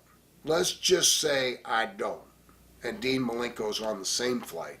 And Dean Malenko picks up the phone and calls and said, hey, Big Show was out of dress code and all of that. Wasn't Steve Keirn on that flight with you? Wonder why Steve Keirn didn't call us. Now I've lost my job because I wasn't doing my job. Any of the boys ever give you any issues? Without naming names. Yeah. Oh, yeah. Yeah. I mean, well, you didn't used to be like this. Or, didn't you do these things too when you were younger? Yeah, I did. But I wasn't getting paid to do the job I'm doing now. Right. What are your early thoughts on John Cena when you first saw him coming up? I was intrigued by John Cena. And I'll tell you what intrigued me. I really didn't think he was a great wrestler, and I identified it with probably his outfit. Because wrestling in high-top tennis shoes doesn't give you the same feeling. It's going back to what I said about being Skinner. I wasn't comfortable in construction boots wrestling. I was only comfortable in wrestling boots. And I thought he was a little awkward. But what I saw was a guy with an incredible work ethic. I mean, he wanted to do anything and everything and was never shy about volunteering time. And this was in his young age, in the young stages. And I'd watch him go out to the ring and rap. And I would see him identifying with a new generation of people, not only wrestling fans, but educated talent that was coming in. And he was standing out. I'm not like a guy that can look into the future and look at a guy and say, wow, this guy's going to be the best. He's going to be a main event WrestleMania someday or whatever. I'm a guy that recognizes work and passion. And that's what I get off on. I get off on, if you're in my industry and you're passionate about my industry, then I'm going to bend over backwards trying to help you and give you everything I know. And you can weed it out, whether you like it or not. It can go in one ear and out the other. But a guy like John Cena, I went to him as he developed, and they asked me some things. Every once in a while, if you see something, say something. Well, I mean, John Cena was doing so well, it's pretty hard for me to go to a guy that's drawing large houses and doing great and say, hey, you're doing something wrong. You know what I mean? But I tried it one time, and he accepted it well, and my input was simple. John Cena was throwing a right-handed punch on every movement. It was always a right-handed punch, a right-handed punch, a right-handed punch, and he never threw his left. And I said, John, if you could just learn to throw your left and your right, that would make you a little bit more versatile, and it'd make you, to me, look like you're more of a natural fighter than just throwing a right hand. And I watched him change, and I don't know if I'm the only one that gave him that input. I don't know if I helped him at all, or if that was a combination of me and 10 million other people in his ears. But what I didn't get from John Cena was rejection. Like a guy, he could have looked at me and said, hey, you never made it to my level, so how can you tell me what to be? He accepted my ability and my reputation and my experience level to at least say that maybe Steve's trying to help me, which I was. I mean, all I want to do is, my goal is to see as many people become successful off of my knowledge as I can possibly help. It's not to be the wrestler anymore. It's to be a part of their life that someday, if I said, everybody in this room stand up if I taught you anything in this wrestling business, and more than 5 people stand up. You know what I mean? Oh yeah. Randy Orton, same thing. Any good stories with Randy? Randy, I met Randy younger. I met Randy when he was at OVW. And whenever I'd go into OVW, Randy had picked me up. And I already had a family attachment because of the Bob Orton Jr. and the Bob Orton Sr. and his dad helping me out so much. I saw the natural ability in Randy as the same as I see in Curtis Axel from Kurt Hennig. I see the natural ability that their dads genetically, had, and they have acquired. I see Axel changing like I saw Randy change, and I see him developing into top talent. And he was always an awesome wrestler. How did you wind up getting so involved down in Florida with the school that first started in Tampa? The developmental. That was your school. Yeah, well, Right. it was because that I was in that side of the industry. I mean, you could be an awesome wrestler, and there's tons of guys out there that if you were to say, okay, well, who would you want to teach you? I might be one of the last guys on a list of about 100. But what I learned is how to teach. And it's just like anything else. It takes time, it takes experience, it takes success and failure. And understanding that they're human beings, you have to be very descriptive. You have to be able to come up with adjectives that keep them interested in what you're talking, almost like Gordon Soley talking to talent as you're teaching them. But I was getting a little tired of the traveling as a road agent, and now I'm into my 50s, and I'm looking at it like, okay, well, you're gone all the time. You're still gone. Your kids have grown up. You've missed their life growing up. Now you're having grandchildren. You're going to miss their life. And I went to John and told him, I said, I don't know what I can do, but I'm getting tired of being a road agent because I'm getting tired of going to the airport. One of the most hated parts of Tampa is going to that airport. I just didn't want to get on the plane and go through that lonely thing of leaving my family anymore. And he goes, well, what do you think about taking over the developmental and teaching? And I said, I'd really like to do that. And I told him, I said, I don't know if you remember, but back 6 years ago when I started, I said I wanted to teach. And you told me Rocky Johnson was teaching in Florida, so that was the only school they were going to endorse because of The Rock. And I said, well, I think I can teach better than him. And he goes, John Laurinaitis said, well, maybe you can, maybe you can't, but at the same time, that's where we're at. And so when he offered me opportunity, he told me, he said, well, we're potentially going to close down OVW in Deep South and that. So I hate to be the guy that steps in when everything else is going down and now you're taking over. But they gave me an opportunity, and it was something I was qualified to do. Number one, run live events. To me, my belief is if you're going to teach, the most important tool of teaching is making sure they can get in front of a live audience. Because you could teach all day long in a gym, 365 days a year, and then they put them in front of a live audience and they fail. But if you give them the opportunity to get in front of live audiences continuously, at least they develop to whereas they get a feel for the, is that me? I think so. Yeah. Or aliens have landed. Yeah. My wife might have texted me, but they get a feel for the, You want to yeah, pause it? yeah, it was, but I'll text her. I'm almost done, right? Yeah, 25 left. Okay.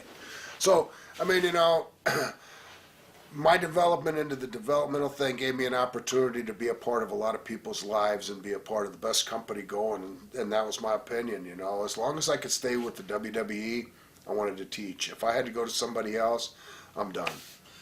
What goes on down in Florida once a guy gets signed? Take us through the process that they go through. What do they learn first? They learn to be humble and they learn respect. We start teaching them right off the bat. The whole thing about the industry is not having attitudes. It's not being personas in the dressing room that you see on television. That if you are not understanding our industry, you need to wake up and understand. I taught how to take respect and humbleness and turn it into something that you could develop friendships and relations off of. My idea is okay, if you have to put the ring together and tear it down, you're not going to have to do that when you become a big star.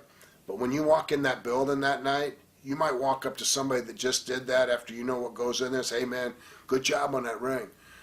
Now, that might be a little person to everybody else, but you made them feel good about their job, and that's part of the whole process. Nothing works by itself. Everything has components, and our industry has multiple components. They start off learning basic skills, chain wrestling movement. They don't start off bumping real hard at first. They just kind of ease into that, and then you, depending on the size of the classes you have, and we ranged everywhere from when I first started with about 30 talent, all the way up to later on when we got 100 talent down there, that you get skill levels. And to me, if you put somebody that's pretty skillful with somebody that's not, they're going to get an education because of the way I was taught by older guys in the ring. When a worker comes down to the school, what is the first thing that stands out that makes the WWE invest time in them?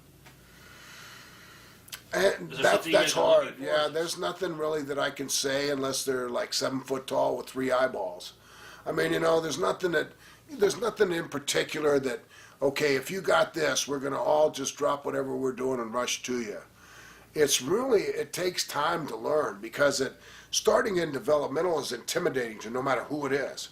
They come in, they're surrounded by people that are better than them, they've been there longer than them, they might have grown up in the business, they might be second, third generation wrestlers. They're surrounded by multitudes of talent, and so it's intimidating. And so you're not going to really see that real person for the first 3 to 6 months. Then they let their guard down. The one thing that's most important to us in the WWE right now, and what I was told by Vince McMahon when I first took this over, is, Steve, you can't give me the greatest wrestlers in a short time period, but what you can do is give me good people. I want good people. So if you see bad characteristics, or if you see people that have a tendency to do things that would embarrass us or reflect on our industry, either weed them out or figure out how to change them. And I thought that was pretty cool to have a boss that didn't demand great wrestlers, but just, wanted good people so there was no more troubles and no more, whatever. Whenever something bad happens, it reflects on all of us. And so we want as little of that possible to happen, and best you can control it. At one time, I know I was talking to somebody, Tommy Dreamer was telling me that they were looking for guys only a certain size and a certain weight. Is that the case anymore? Or obviously No. not, because look at Brian and No, and people that say things like that are narrow-minded to the point where that's what they see. right. And wrestling, like I say, is an opinion. Everybody's got their opinion, and everything in wrestling is an opinion. And somebody's saying, well, they had to be certain sizes. Okay, I don't believe that. I mean, I've seen a lot of guys in all different sizes. I had Evan Bourne come through there. And if you have to be a certain size, he's not that size. Right. And he made it. I mean, I've had guys that have come. I had a 7 foot guy that was a bodybuilder, that was a monster, should have made millions of dollars and should have been a big star, and he didn't make it. And he had no heart, no passion for the industry. Who are some of the other trainers down there? I know Dusty's down there. I think Norman, Joey Matthews. Billy Gunn is down there. Terry Taylor is down there. Kidman still down there? No, Kidman is a timekeeper, and he does the timekeeping on the TVs and stuff. He's a road agent. And Nick Densmore just started down there this past week. Robbie Brooks' side started, from England. So they've got great trainers. What are the roles? Like Dusty's pretty much the promo guy, teaches guys Yeah, he's promos. creative. He's creative and helps them with their promo skills and coming up with concepts and ideas and learning to have characters. What about Joey and Norman? What do they do? Basic skills and just different levels. I mean, Norman might have the beginner's class for a certain time period, and then Joey switch off, or Joey have, I mean, it's given a variety because if not, it's going to be slanted by one guy teaching everybody. So you get a choice of things. And the girls have Sarah in there as a female trainer, which is a phenomenal idea, which should have been done years ago, but they, I think it's great because women are more comfortable working with women. How long is each guy down in the facility before they get called up to TV? Does it vary? I mean, Yeah. It's just like anything else. Some guys develop faster than others. Some guys are naturals. Some guys struggle with it. Some guys almost go to a breaking point where they're ready to release them, and then the light comes on. There's no set time. Nobody can tell you how long it's going to take. Once you see somebody that has talent and you think they're good to go and maybe they have the it factor, who do you call? Do you call Vince himself, or do you go through the channels? Is it Johnny Ace or whoever? That I might don't. be? I really don't acknowledge it as much as letting them show themselves. The WWE is on top of everything. They get films from there. They got all the live events. We had a TV show going down there. They had the opportunity to look at tapes on their own. They had the opportunities to pick out the talent that's gone from, maybe they saw them 6 months ago, now they're seeing them and they see a developmental on them that these guys are on the right path. It's not like you see somebody, it's like if somebody walked through the door and had 3 eyes, I'd be on the phone. Right. I'd call somebody. I mean, I go, I don't know if this guy can do anything, but he's got an extra eyeball that's cool as shit. Do you still go to TVs at all, or pretty much no? You just stay down? No, Okay. I don't. I go to some of the pay-per-views when I'm asked to. Most every WrestleMania. If there's a TV in Tampa, of course, I'm going to go to it. What guys are you most happy about producing from the facility? I like Dolph Ziggler, Sheamus, Drew McIntyre, Wade Barrett. I mean, T.J. Wilson, Natty Neidhart, the Bella Twins. There's a montage of characters. I mean, and not one person was my ultimate favorite because I learned a long time ago that if you concentrate on one person, it'll show favoritism, and that takes away your ability to teach everybody. But I'm really proud of everybody that's up there that I had an opportunity to have a part of their life or their career or touch. I mean, Jack Swagger. And I get the appreciation back from them. When I do go to a TV or I do show up at a live event that they're on and everything, they come to me, they thank me for their opportunity, they thank me for what I did for their career, and I tell them, this is simple. I didn't do it. You did it. I just gave you a little part of me to help out. But there was other guys in there teaching you too. Not one person can produce talent. It takes multiple other people helping. What are the benefits of the new facility compared to the old one? It's much more modern. It's larger. It's high tech. The talent has abilities to do promos in private rooms. They have abilities to watch film at any time. It's far advanced to what we were doing, but it's a great step forward. And the reason it is because things happen for a certain time period, and then people become complacent. They need a change. And if you go down, it's a negative change. But if you expand and you go forward, it's a positive change. I mean, a lot of people thought that I'd be upset that it moved from Tampa over to Orlando. But I don't see it that way. I see it as part of progress. I mean, did you have to move too? No, I could drive back and forth. It's only 80 miles for me, and driving in this business, that's like going to 7-Eleven. So they've left me an open opportunity to go back and forth, and I still help with the Tampa building is still under a lease, so we run live events out of that. I contribute on the live events, and I'm around. I'm very political in the state of Florida, whereas building managers, sheriff's departments, things like that, I'm well known enough to where if they have an issue, they can come to me and we can talk it over and usually smooth it out without any problems. Who are some guys that have recently been signed that you're very happy with that you think is going to make it in WWE when they get called up to TV, like an El Generico? I think Sean Spears being re-signed again. I thought he was a talented guy. I saw a lot of talent in him. I still see some weaknesses, but it's from just, like being in a position where he couldn't wrestle as much as he needed to. I mean, the Sammys. I mean, Chris Hero, that Cassius Ono now that we have. Some of the foreign guys, Alexander Rusov that we brought over from Bulgaria. I see a lot of potential talent, but I just don't know where the room's going to come from to fit them in. You know what I mean? Because we just produced a lot of talent in the last 6 years and filled a lot of slots.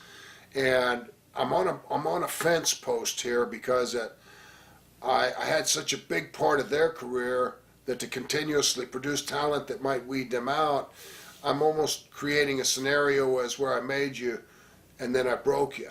And I don't want to do that. So this was really a good time for me because I backed down out of the picture a little bit, whereas the whole new team has taken over, and it's a really well-oiled machine the way they're doing it now. And, you know, it's one of those things that you can either be upset about it or be happy about it, and I'm happy about it. So I see a lot of potential in the school, especially now. I could probably sit here for hours and ask you about all the current talent, and I don't really want to do that because you're still with the company, and you know I want to be politically correct. So I'm going to move on and wrap this up. I just have a couple last questions I do want to ask you. What do you miss most about the business? The fun in the dressing room. I would say that maybe it's because you're younger and you're excited about the business. Maybe that's a part of your life. I mean, you know, I have fans come to me all the time and go, man, I remember the good old days when this was going on, and they're fans. Well, I remember the good old days too. I wasn't making that much money. I mean, I never got rich with what I was doing. I was comfortable in my life. My wife didn't have to work, so she could be a stay-home mom, so I couldn't ask much more than that out of a job. But I missed the fun. The fun was, you know, a bunch of young guys hanging out together, and we rode to the towns.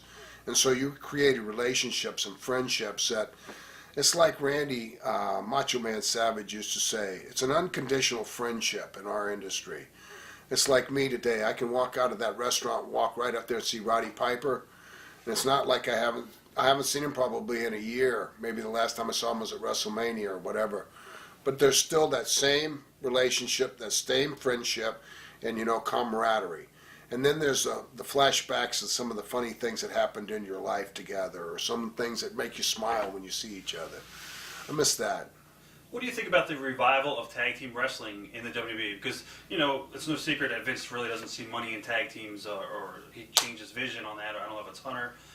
Being that you were a top tag team wrestler, do you feel that there is money in tag team wrestling still, or do you feel that it's just filler? I kind of see it both ways. I think that there's money in it, but it's hard to keep two guys healthy.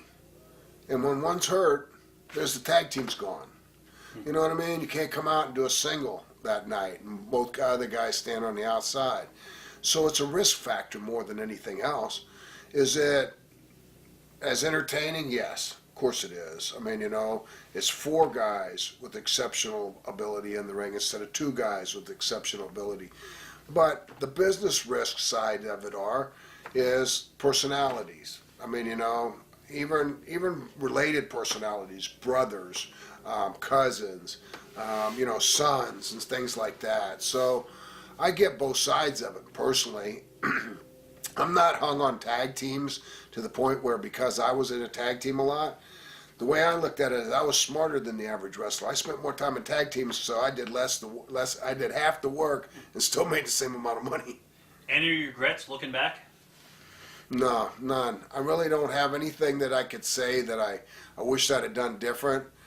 I could say that if I was to say it was a regret, it was more on my own ability, that I wished I'd have been better at certain things, or maybe taller. I mean, 6 foot when I started, that was average height, but it was never tall. It was taller than the Mike Grahams and some of the Kevin Sullivans and some of those guys, but it wasn't the Barry Windham height. You know, it wasn't the guy who stuck out. I mean, if anything, I said physically, I wish I would have had different genetics. If I was to say, I wish there was something different about what happened. Maybe, you know, being Blackjack Mulligan size or being Andre size or something like that. If you had to put one match on videotape for your child or grandchild to watch, what match would that be? What was your favorite? I think it would be the match I had with Fujinami and Sapporo when I dropped the title to him, because it was a really big build-up. I mean, I did 1 hour Broadways with Jack Briscoe, Dory Funk, Terry Funk, Ric Flair, Harley Race, and those were all phenomenal matches, but the focus was more on them as a world champion and me as a challenger. The match with me and Fujinami, I was a champion and I took the belt to a foreign country and was still able to entertain an audience and make it a very exciting match and a memorable one, not only to them but the people that watched it. And it gets me recognition to this day when I go there. Was it hard to adjust to the New Japan Japanese style? Yes, it is. It's very hard to adjust to Japanese style. I mean, you know, the first thing is you notice is the audience doesn't respond the same way. it's a quieter audience. I mean, they don't get as excited. And then the Japanese communication, speaking English and Japanese. I mean, I was limited Japanese. I knew 2 or 3 words. The first word I learned was itai, and that means it hurts. So I want to make sure I know that word, because it let them know. But at the same time, I mean, it's accomplishable because it's an art form. It's a sincere athletic art form that can be accomplished even with language barriers. Greatest rib you've ever seen? The one I pulled. I'm the king.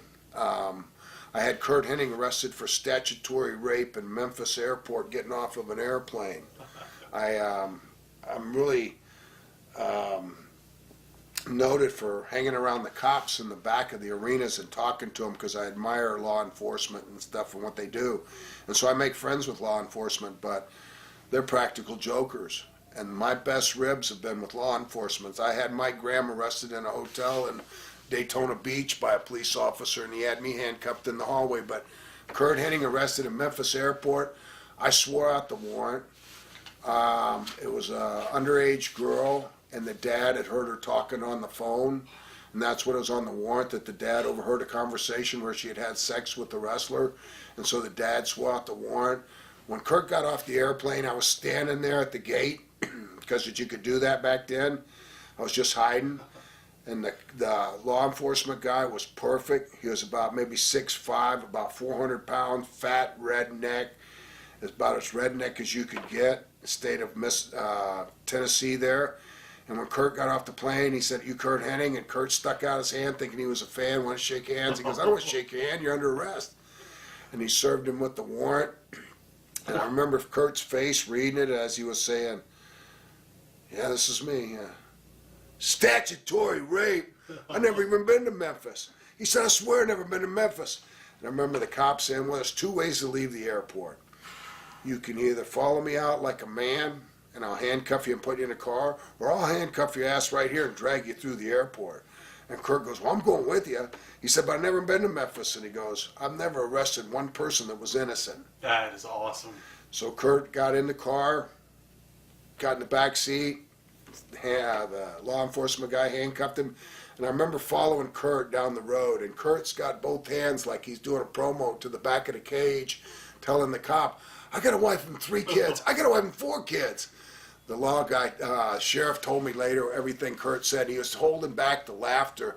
And then we didn't have cell phones back then, and there was no communication except for pay phones. And the police officer said, "Well, maybe if I pull into this 7-Eleven, you could call the dad on the phone and discuss this with him and tell him it must be a mistaken identity or something, you've never been here." And so they pulled over, and I pulled over right beside him. And when the deputy got out to let Kurt out, I hit the down button on the window, and when Kurt got out, I go, "Hey, where you going?" And he looked down, and he saw me, and he goes, "Oh, man." He didn't even ask me why I'm at that 7-Eleven. He didn't put nothing together. He was so upset about being arrested. He's handcuffed, and he's going, "Oh, man, I'm in trouble, man. I'm getting arrested for statutory rape." So I was one of the fabulous ones then, and I was a little full of myself. When I got out, I go, "I told you you shouldn't mess with underage girls." And Kurt's going, "Don't even be funny. Don't be funny right now. This is not a funny thing." And the cop's holding back the thing, and the guy, he goes, he's got his money to go get the payphone. He says, "I'm going to call the guy." I said, "Well, let me see that warrant." So I took the warrant out of his hand, and I started reading it, right? And I'm watching Kurt, and he's really nervous, and I said, yeah. "Oh, here's the part I signed where it says the judge." I signed his name right there. Now Kurt looks at me, then he looks at the officer, right? And the guy starts to smile. Then he looks back at me, and I'm got a big smile on my face, and he realizes that he'd been ripped. And we started a chase scene around the 7-Eleven, and he's chasing me with handcuffs on. We went about 2 or 3 times around, and then he stopped, and he started laughing, and he goes, "You got me." He said, "That's tremendous." That's but great. He was gunning for me for the rest of his life.